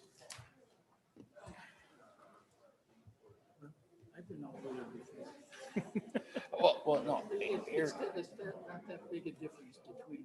But here's my point. Okay, you got 400 feet on Roy Lake. What the hell is the difference if we put 4 extra bloody boats down there? Well, you can limit the number of things in the. But my point is, if you take all those other docks, you put one communal dock out, okay? It's less impact on Roy as well. And I'm not so sure the DNR won't let you do it. And first of all, is the DNR even going to come by and stop? You know how many feet of dock we put out on Pelican?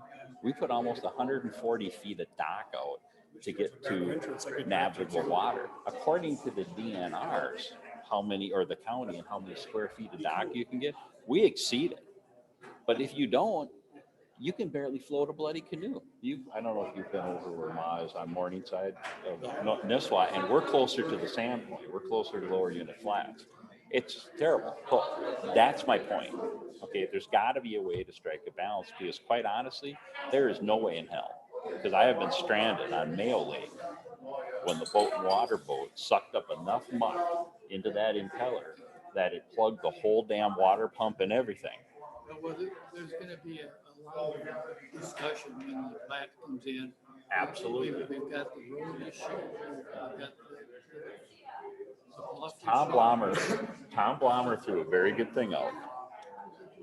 You don't abandon Bass Lake Road. You pave it and make it a bike trail. And a walking and a bike trail, and people can go up and down it. Doing that is taking up more space. It's going to limit the way you can do it. Well, the road is sitting there. We don't even own it. We have prescriptive right, but we don't even own the damn thing. And quite honestly, how many boats? I mean, right, well, we are, but the whole thing is, I've done boat and water patrol. People have tubed, skied and stuff on Bass Lake, okay? We have them come in on Roy Lake. And we got an area on Roy Lake is exactly like they're talking there. And it's muck. We can't even put a dock out there. For Christ's sake, we damn near lost one of our workers when he walked out there with chest waders on, and he was stuck in muck up to here. And it literally, it took 2 boats and 3 of us to pull him out.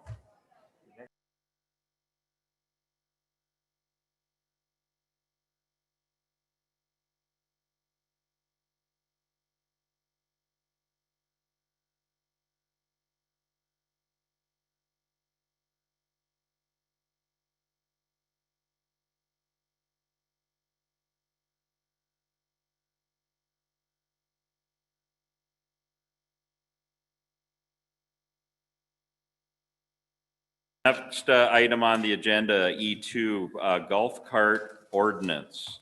This is not for council information. This is to approve the golf cart ordinance. Yes, sorry, your item in your packet is correct, but the agenda title was incorrect. So the item is a couple of items I kind of combined for the council, so we can take them individually or as one group. But it is, I'm bringing forward hopefully the final version of the golf cart ordinance. I incorporated the council's requested changes from our March meeting. I also provided a copy of our application fee or the application form. And then staff recommends a permit fee of $30. That would cover a 3-year period. And the ordinance is proposed to be effective June 1st. That will give staff some time to get the forms ready, get this to the county for approval, discussion approval about the county road piece. And then we need to order some stickers for the licenses and things for the golf carts themselves. Post this too, don't we? Ordinance. We have to publish it, yes, Yeah, yes. But I wouldn't do that to make it effective until June 1st. Give us a little time to get all of this in place. But so that's what I have presented. I'll open up for questions, and then the council can decide how you'd like to move forward with approving or not. Mark, questions? No, I'm good with it. I'm just, this will be making us basically a golf cart town, right? Yes, yes, Except for the Paul Bunyan Trail. correct. Yes, Okay. Assuming the county approves us operating on their roadways. yes, and out on the highway. Right. Yes. And we are doing a study afterwards, you know. Yes, make we'll have a sure- pilot program. Amber will describe that here in a little bit as well. So that I think will be a really great thing to do.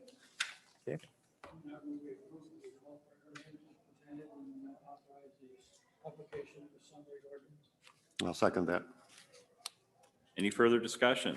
All those in favor say aye. Aye. Opposed? Carried. Next matter is a request to approve Crowing Soil and Water Conservation District Agreement for Pollinator Garden at Nisswa Lake Park. Do you want to say something about that, Amber? Nope. Pollinator, basically, we're going to be planting things that the bees will like. Yeah. There. See? You got it. Perfect. Okay. What does the maintenance really entail? I meant to ask that of you yesterday, but. They are going to be doing the planting. So the matching dollars here, the 726 is going to be paid for by the Friends of Nisswa Lake Park. The garden is going to be roughly 100 square feet. And so they've already done a site visit, picked the location. Maintenance wise, looking at some volunteers, some master gardeners are going to be doing it. The opportunity to maybe reach out to the Nisswa Garden Club.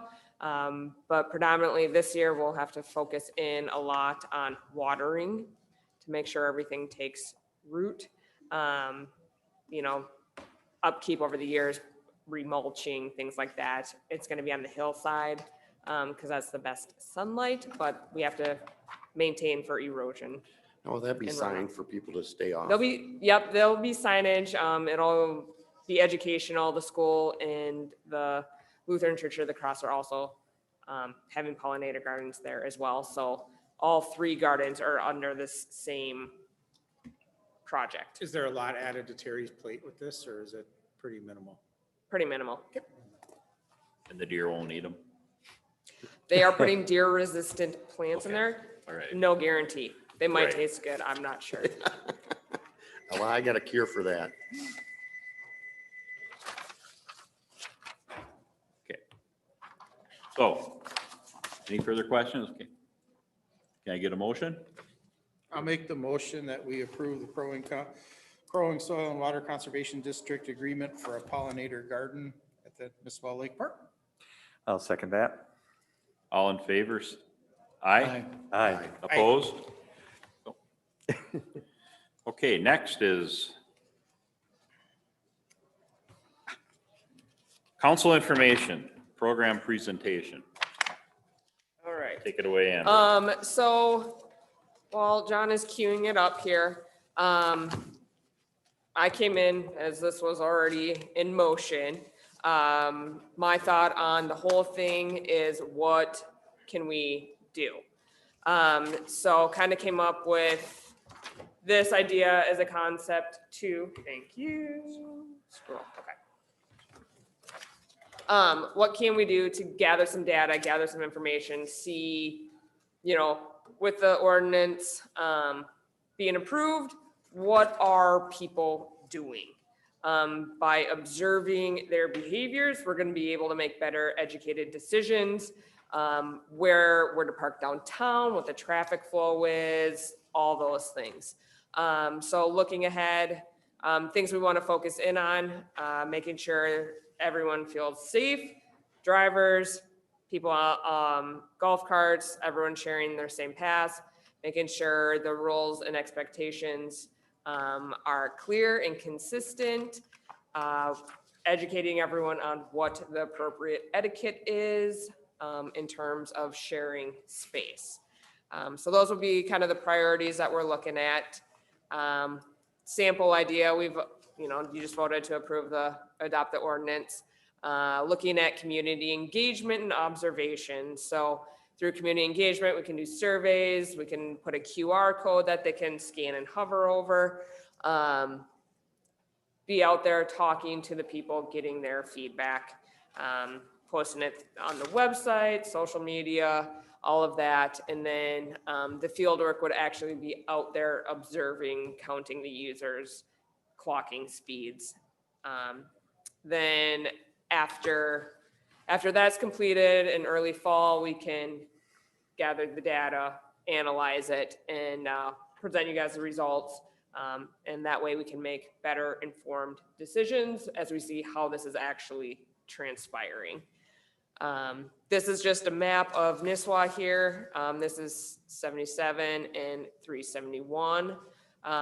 Seven locations proposed.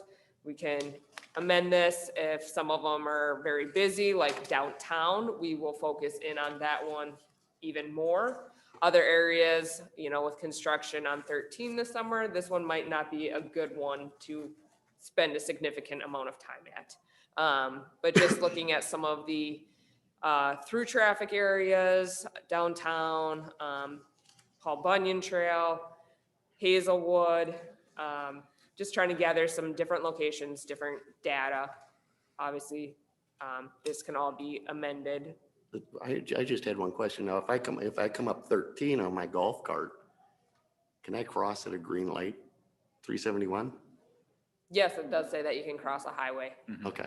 You just can't drive on it. You have to cross a highway at a controlled intersection. Yes, correct. So looking at education, who's responsible, Park and Rec Department, Police Department, city staff during the registration process. Hopefully we can have the Parks Commission, maybe the Gull Lake Trail Steering Committee do some volunteer hours during the observation as well. Flyers, again, that survey, posting them here through City Hall, park kiosk, the chamber, the website. And so that would be who, where, how, and when we can try and get the word out there. If I may make one suggestion real quick. Yes. Just since we're there. How about resorts? Because you have a lot of people come to Grandview, they bring their golf cart with them, and they're coming up from the cities, and you know how that is. We checked everything at St. Cloud, so now we're up at the north, and we can do whatever.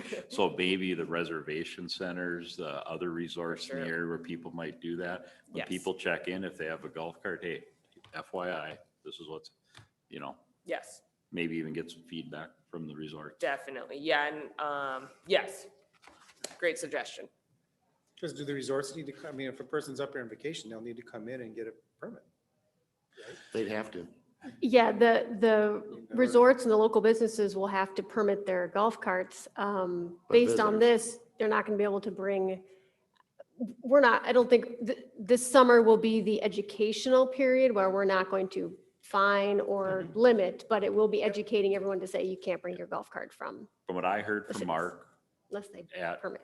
Grandview, they have no they have no plan to allow guests to take golf carts that might be used, the Grandview golf carts, off the property. The only time they really rent one out is when they have a handicap or a person that for some medical reason, that kind of stuff.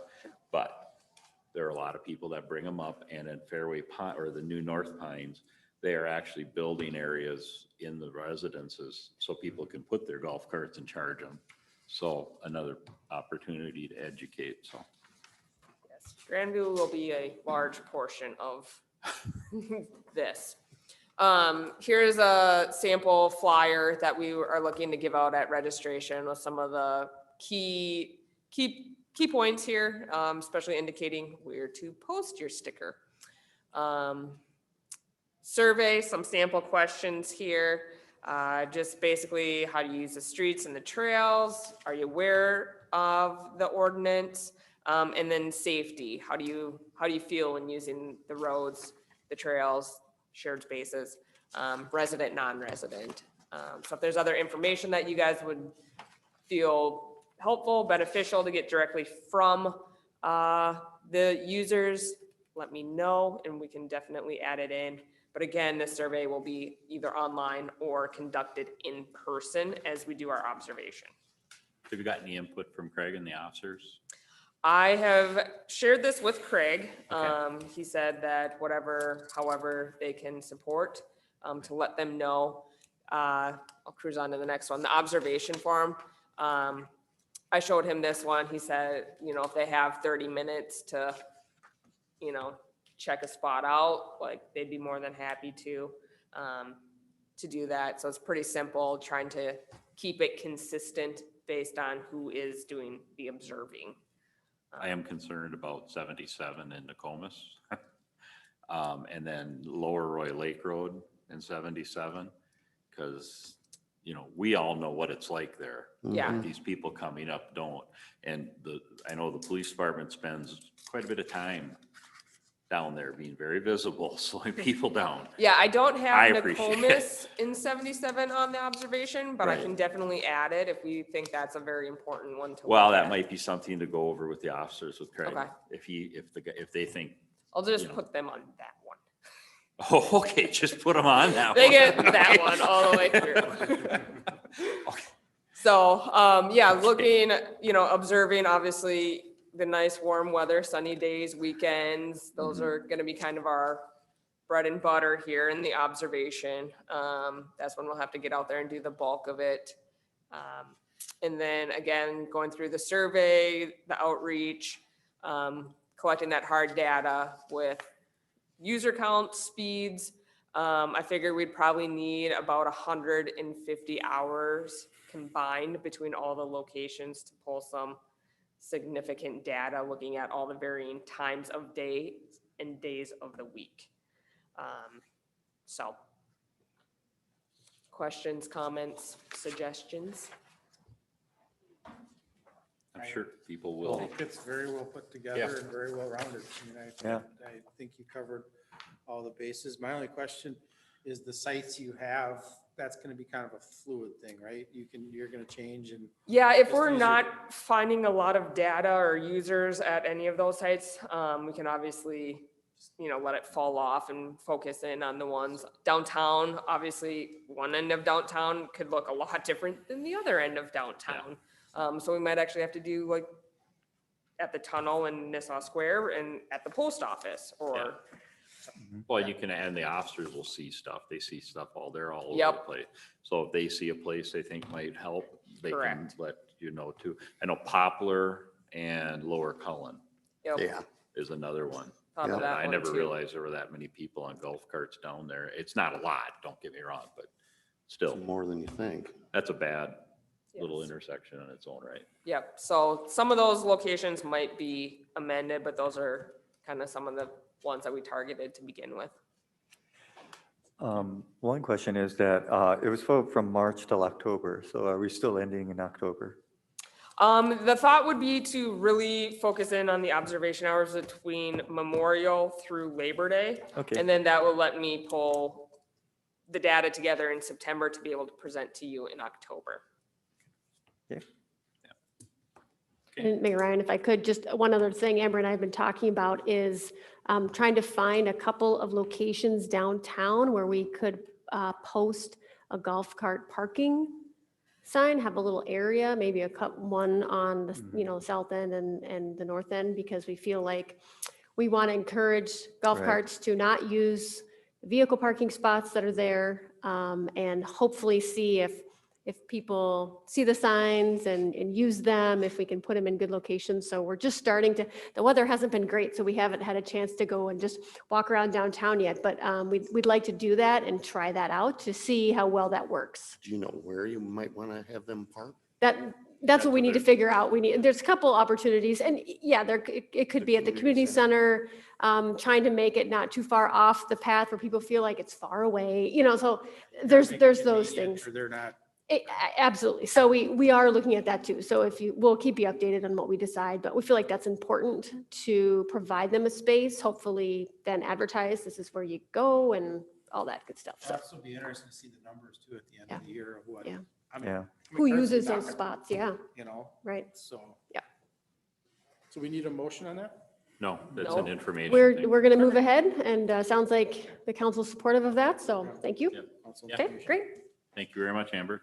Number 5, approve cooperative agreement between the city and Nisswa Department of Natural Resources reference the access at Nisswa Lake. Do you want me to give an overview on this one too? Go ahead. Okay, so the DNR has been working on their design for the public water access on Nisswa Lake, which is adjacent to Nisswa Lake Park. They have shared their design with us. both Mark and Joe have been forwarded the concept. We've been able to provide feedback a few times. Ultimately, they have added in a, I think they call it an add option or something, add alternate for the Gull Lake Trail. And so that's the area that we've been focusing in on. That's where this cooperative agreement comes into play, is the Gull Lake Trail and the potential for the shared road access into Nisswa Lake Park. That's what this agreement is pertaining to. Okay. Mr. Mayor, 2 questions. This document refers to 4 exhibits, A, B, C, and D, not shown. I don't know where they are. You know what they? I've requested copies of Exhibit A. So I do have those on file. And then they are, I believe, also in the previous agreements. They said for you guys to look at this first before it goes back to the DNR, because after they sign it, we likely won't be able to change things. So I was just wondering if the documents that we don't have. Yeah. We have seen them. I believe Exhibit A and B are just maps of the property. C is a previous agreement that the city had actually said back in 2016 that we were going to construct the entrance, and we didn't have the opportunity to do that. So that was a reference to that. That's the document Amber has on file. And Exhibit D is the plan for their development that it will be attached once everything's finalized. So it's just the maps and the drawings This is the referencing. road into the parking lot itself, because part of that was going to be on DNR property and part of it on park property, if I remember correctly. Yes. And then how we connect to the tunnel with the trail part from there. We'll be able to comment at a future date then if we see something in the plan that we can't see now. Yeah, that's my wondering too. The DNR, we cannot change the language, so if, No, that's okay. I'm just saying that we don't see the exhibits. We haven't had a chance to look at them, at least we haven't. And if we wait too late and they finalize everything and we see something too late, we don't have the ability to change it. So I'm just wondering. So at no point in this process are we committing to their plan or the awarded bid for the trail. So by moving forward with this, it does not guarantee that we are moving forward with them on the trail. Second question, now stop. On page 2, it talks about the state performing the bids, the contract administration, material staking, record keeping. How does that mesh with our planning for the trail coming in there? Are you talking to the state or are they talking to you? So, or copacetic or? Yeah. Well, I guess as Amber said, we've had opportunity to review and provide comments to their, to their plan. I guess it's their property and they pretty much have set the plan and they have said, this is what we're doing. Thanks for your comments. Yeah, well, I was wondering how our plan and their plan mesh. If you've seen it, is it okay? It's okay. We would like them to swing their entrance a little more to the southeast and, and let's just say that may happen in the long run. But it's done. We've tried and they have just came back and moved said it this. 2 feet. Yeah. I mean, we have room to put the trail in, and they've Yes, allowed the for trail- that the per, trail's been- per the legacy grant, per the standards. So have we agreed with everything they're doing? No, but they politely told us this is how we're doing it. So thank you for your comments. Send money. Huh? Send money. Yeah. Well, it is their land. Yeah, I hear you. Okay. So any other questions? If not, I will entertain a motion. I'll move to approve. I'll second. I have a motion and a second. Further discussion? Hearing none. All those in favor signify by saying aye. Aye. Opposed? Carried. Thank you. Thank you, Amber. Spirits, request for summer staff pay increase. This is something that's been done for the last 2 years. It's a summer only thing, and it applies to part-time employees only. It doesn't apply to the full-time employees. So it doesn't change their wages or anything like that. It's just the part-time employees. Mr. Mayor, do we have part-time employees other than liquor? Huh? Don't we have other part-time employees? Are we gonna do the Yeah, same for we them? do, and we have part-time employees at the Pickle, but you have to understand they're tipped employees as well. Uh-huh. And spirits aren't, so there's a difference there. And Terry Warleen is involved in the discussions and he has no concerns about got it, so their this manager's being good just for with it. spirits. Yeah, and it's already in the 21 budget as well. Yep. It is, yes. So I'll entertain a motion. I'll make the motion that we go ahead and approve the summer pay $1.50 for the part-time employees as presented. I have a second. I'll second. Any further discussion? Hearing none, all those in favor signify by saying aye. Aye. Opposed? Passed. Administration extension of office copier lease agreement. Mayor, move. Second. All those in favor say aye. Aye. Opposed? Carried. Approval of resolution for a joint 4M fund to deposit funds from the American Rescue Plan Act. Is anyone, okay, Question. huh? Go ahead. I mean, what's the difference in the interest rate from our bank for our other funds versus the 4M, which gives us more bang for the buck, so to speak? Typically, the few different times I've looked at both of them informally. The 4M does have a slightly better rate, also dependent on if there's a specific, account investment that you select, but there's not a huge difference. But we have approved the last 2 years to use them, and so I thought I would take the opportunity to use this money that we're going to receive, we don't have plans for yet, as a place to put it and get slightly better interest. The only reason I say is, I think a year ago, the 4M fund took over the stuff from the Minneapolis retirement fund. And the retirement fund there was deeply in the hole. And I'm just wondering how that's going to affect if we put money in, are we throwing up Minneapolis or whatever? I guess I see what you're thinking. What you're thinking is, are we actually bailing out the Minneapolis pension fund? Mm-hmm. Okay, and I don't think the money will be there long enough to do that. No, and those are not the Because same. we have to get rid of it. We have to use it within a certain time frame as well. Correct.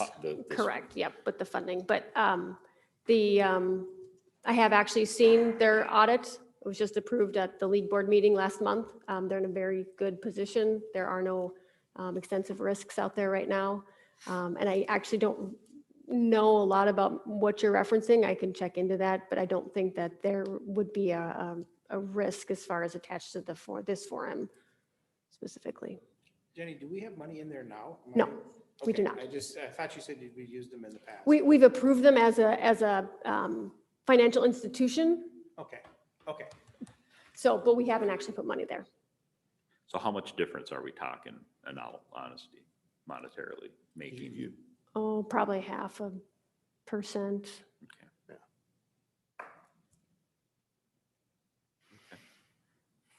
So any other questions? I'll entertain a motion.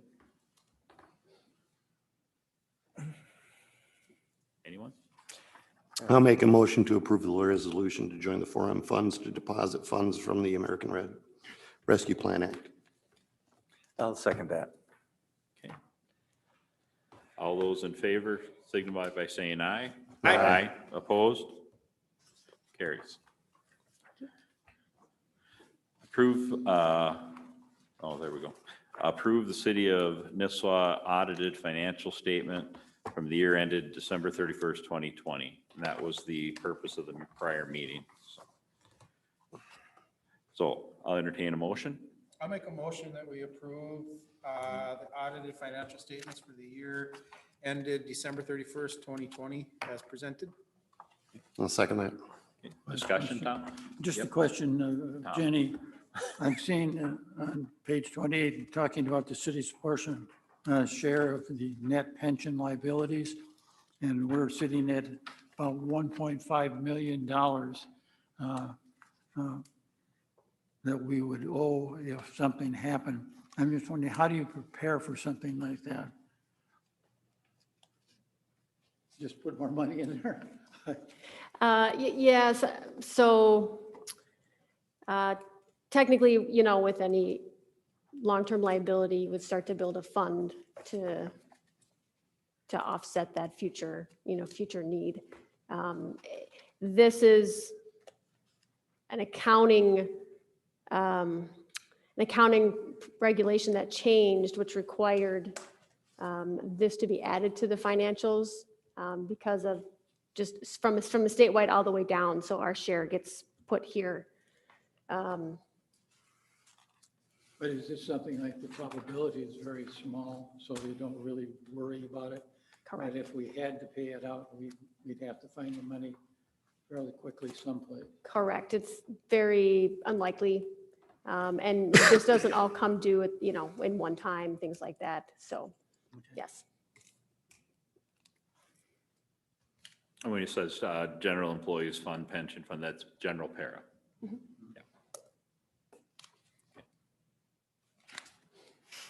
Yeah. Okay, we have a motion and a second. Any further discussion items? Don? Mark? Ross? I'm good. Okay.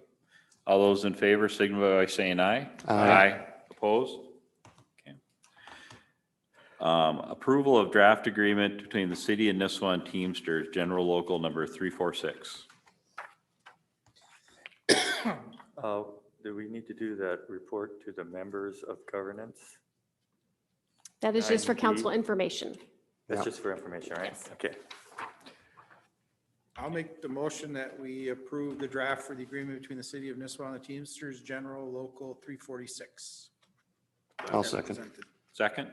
I'll second it. Okay. Is the Teamsters union looked at this and approved it? Yes, we have tentative agreements on everything. Thank you for asking. All those in favor signify by saying aye. Aye. Opposed? Carried. Approve Amber Moon Peterson off of probationary status. I'll make that motion. I'll second that. Any discussion? All those in favor say aye. Aye. Opposed? Carried. You realize we're stuck with her now. I know. Okay, I'm just. She's my boss. Public Works, appointment of Cam Dorian to the Public Works Committee. I'd move. Second. All those in favor? Aye. Opposed? Carried. If you're watching at home, Cam, welcome aboard. I don't know anymore. Public Works, payment application number 2 for Aspen Construction, reference lift station 3.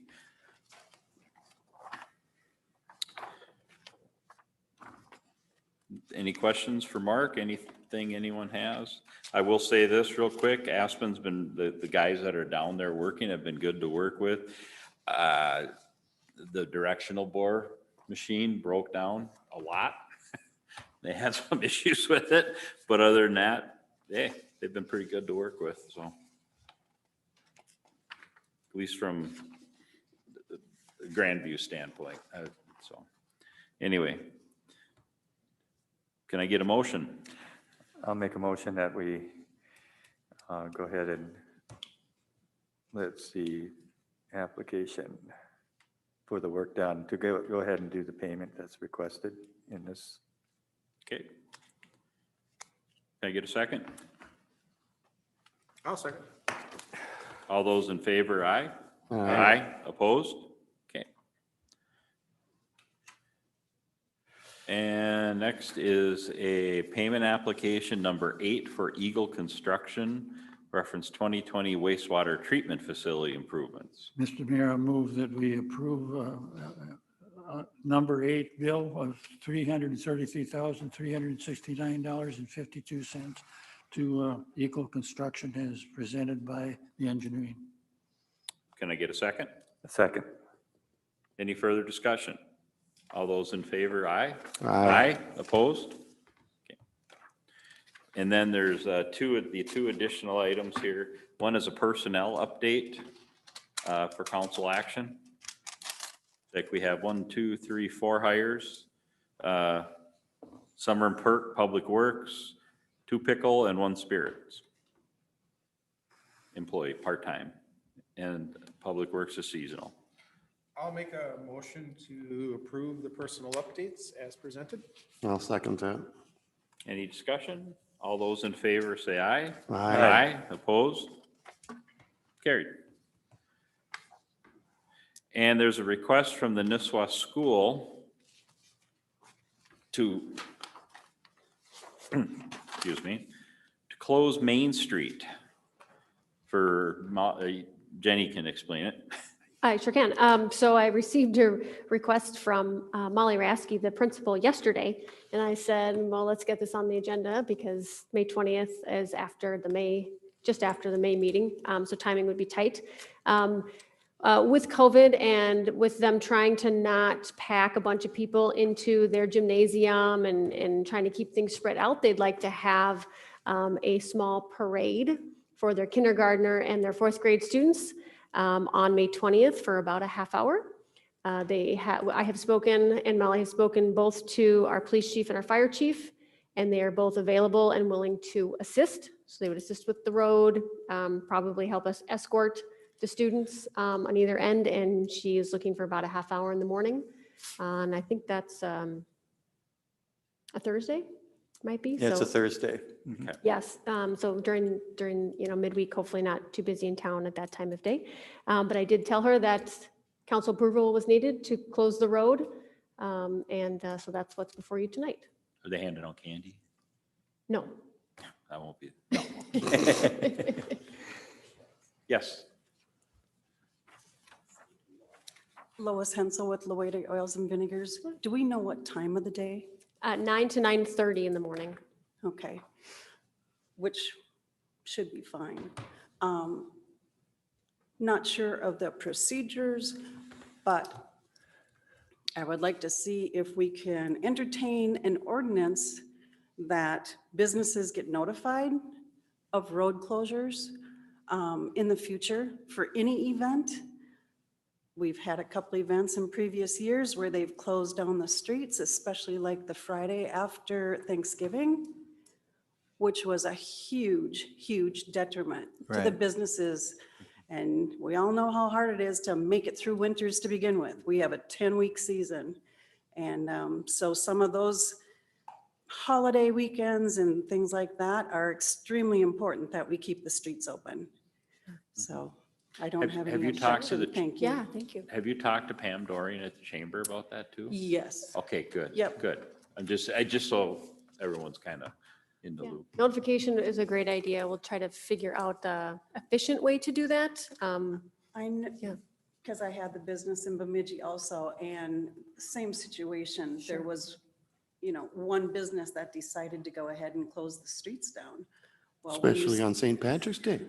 Well, when you take I'm a into Bemidjian. consideration what happens, it is a detriment. Mhm. And Yeah. it's difficult to survive to begin Especially in with. the days when they used to shut In a down half of the tourist town. downtown for the fair. And I can tell you you know. one thing that if you go to our website, I can't do it. I had to have the city administrator do it for me because I'm a technology idiot. But you can go to our website and you can sign up for notifications from the different areas like planning and zoning. Whenever they add something to it, it'll send an email to you or a text or whatever. That might be a system we can use, and that Maybe add a page specific for things like that.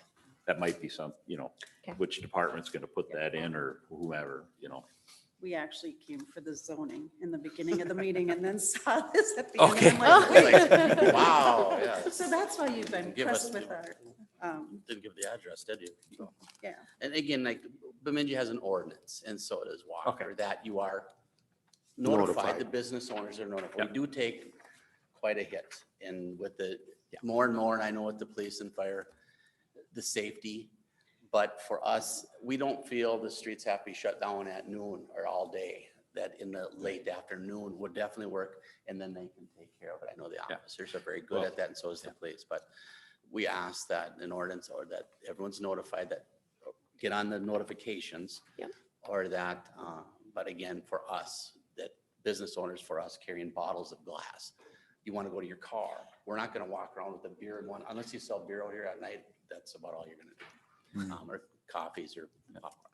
Yeah. But for us, it does take. There is an ordinance, you're not supposed to be out on public roadway with alcoholic beverages. Well, no, and I'm going to take care of that. That's his job. Not No, I'm just saying, enforced in town. we see it, we'll just keep it. If we can watch the hours for us. Okay. Thank you so much. Thank you.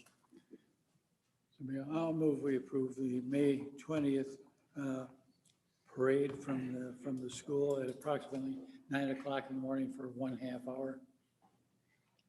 I'll second. Second by Ross. Mm-hmm. All those in favor? Aye. Opposed? Okay. Old business is none. Okay, it is 9:20. I have nothing. Nothing. I have nothing. I just have a quick thought and just,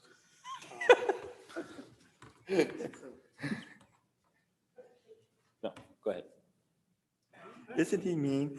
I just, in all of our forecasting into the future and everything, I don't wonder if we shouldn't take the budget and forecast it out. Mm-hmm.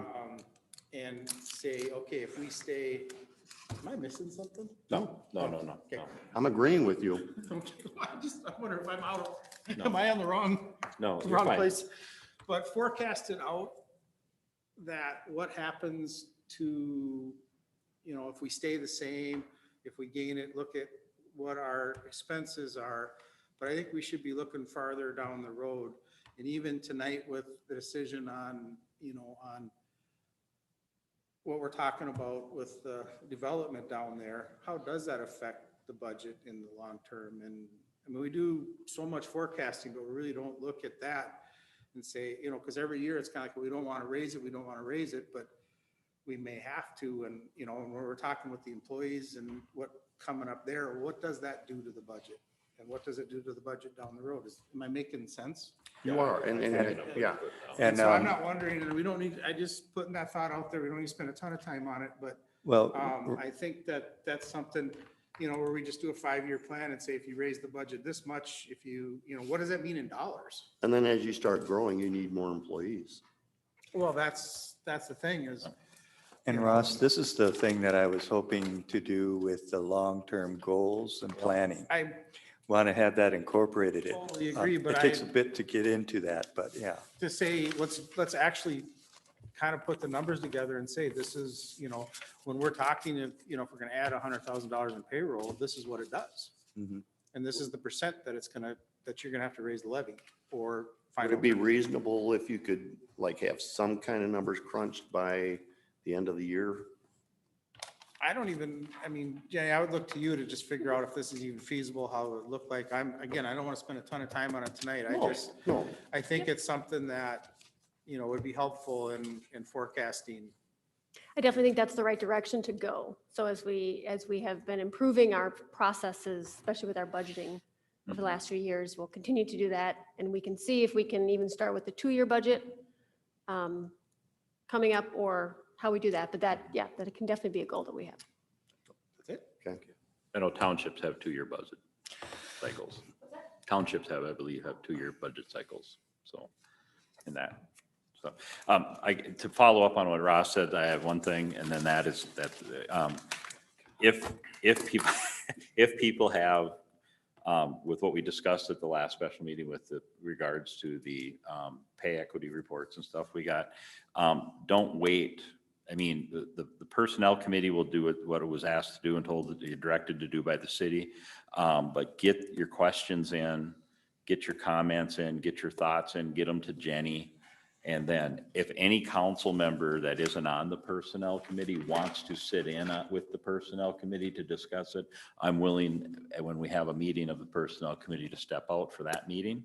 So you can sit with the other two and discuss it if you need to. That way there's no quorum issues. There's nothing of that nature. Huh? Start with Jenny. Okay. That's it. Mr. Mayor. I So have kicking one- her out? Yes, sir. I have one item that will cause people to send death threats to me. I'm wondering if this council would like to again reconsider or talk about the assessments for road building in the city. A number of cities around us assess partial cost of road improvements and repaving. We don't, we haven't. Money is getting harder to get. I'm just wondering if there's any idea that we might can reconsider that. We talked about it last year, didn't do anything about it. I just throw it out. Yeah, I'm used to like with Bemidji with their assessments on roads, sewers, waters like that. The property owner is assessed 50% of the cost. It could be whatever you want to make it. Right, but I'm just saying Should we go there, down that road again? corner lots are a little bit different. Corner lots are assessed.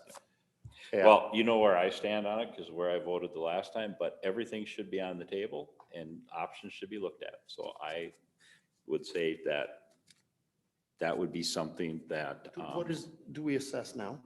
No. Okay, we now the bond. other thing too We is if we bond. go into assessments, which I agree with, is there a way for the city to set up a borrowing? Property owners in Beltrami County. That's what you would discuss. If that's Right, something right. the council That's wants. just something to if look that's at. something we want to look at, I would say the starting point is at that side of the table down there. Yep. And we can look at that. All things on the table. And then there should be also, yep, that'll be discussed later. I guess, just to throw out there really quick, maybe a subcommittee could be formed to, again, just go down that road and. I don't know that we need one because we're all on the finance committee. And Yeah. you got Jenny to start the process and I would say if she feels we need to do that, then we could do it. Yeah. But- Just to get the facts together and see what, but. Okay. Before anyone says anything else, Don, see, nobody's even mad at you. Not yet. I would.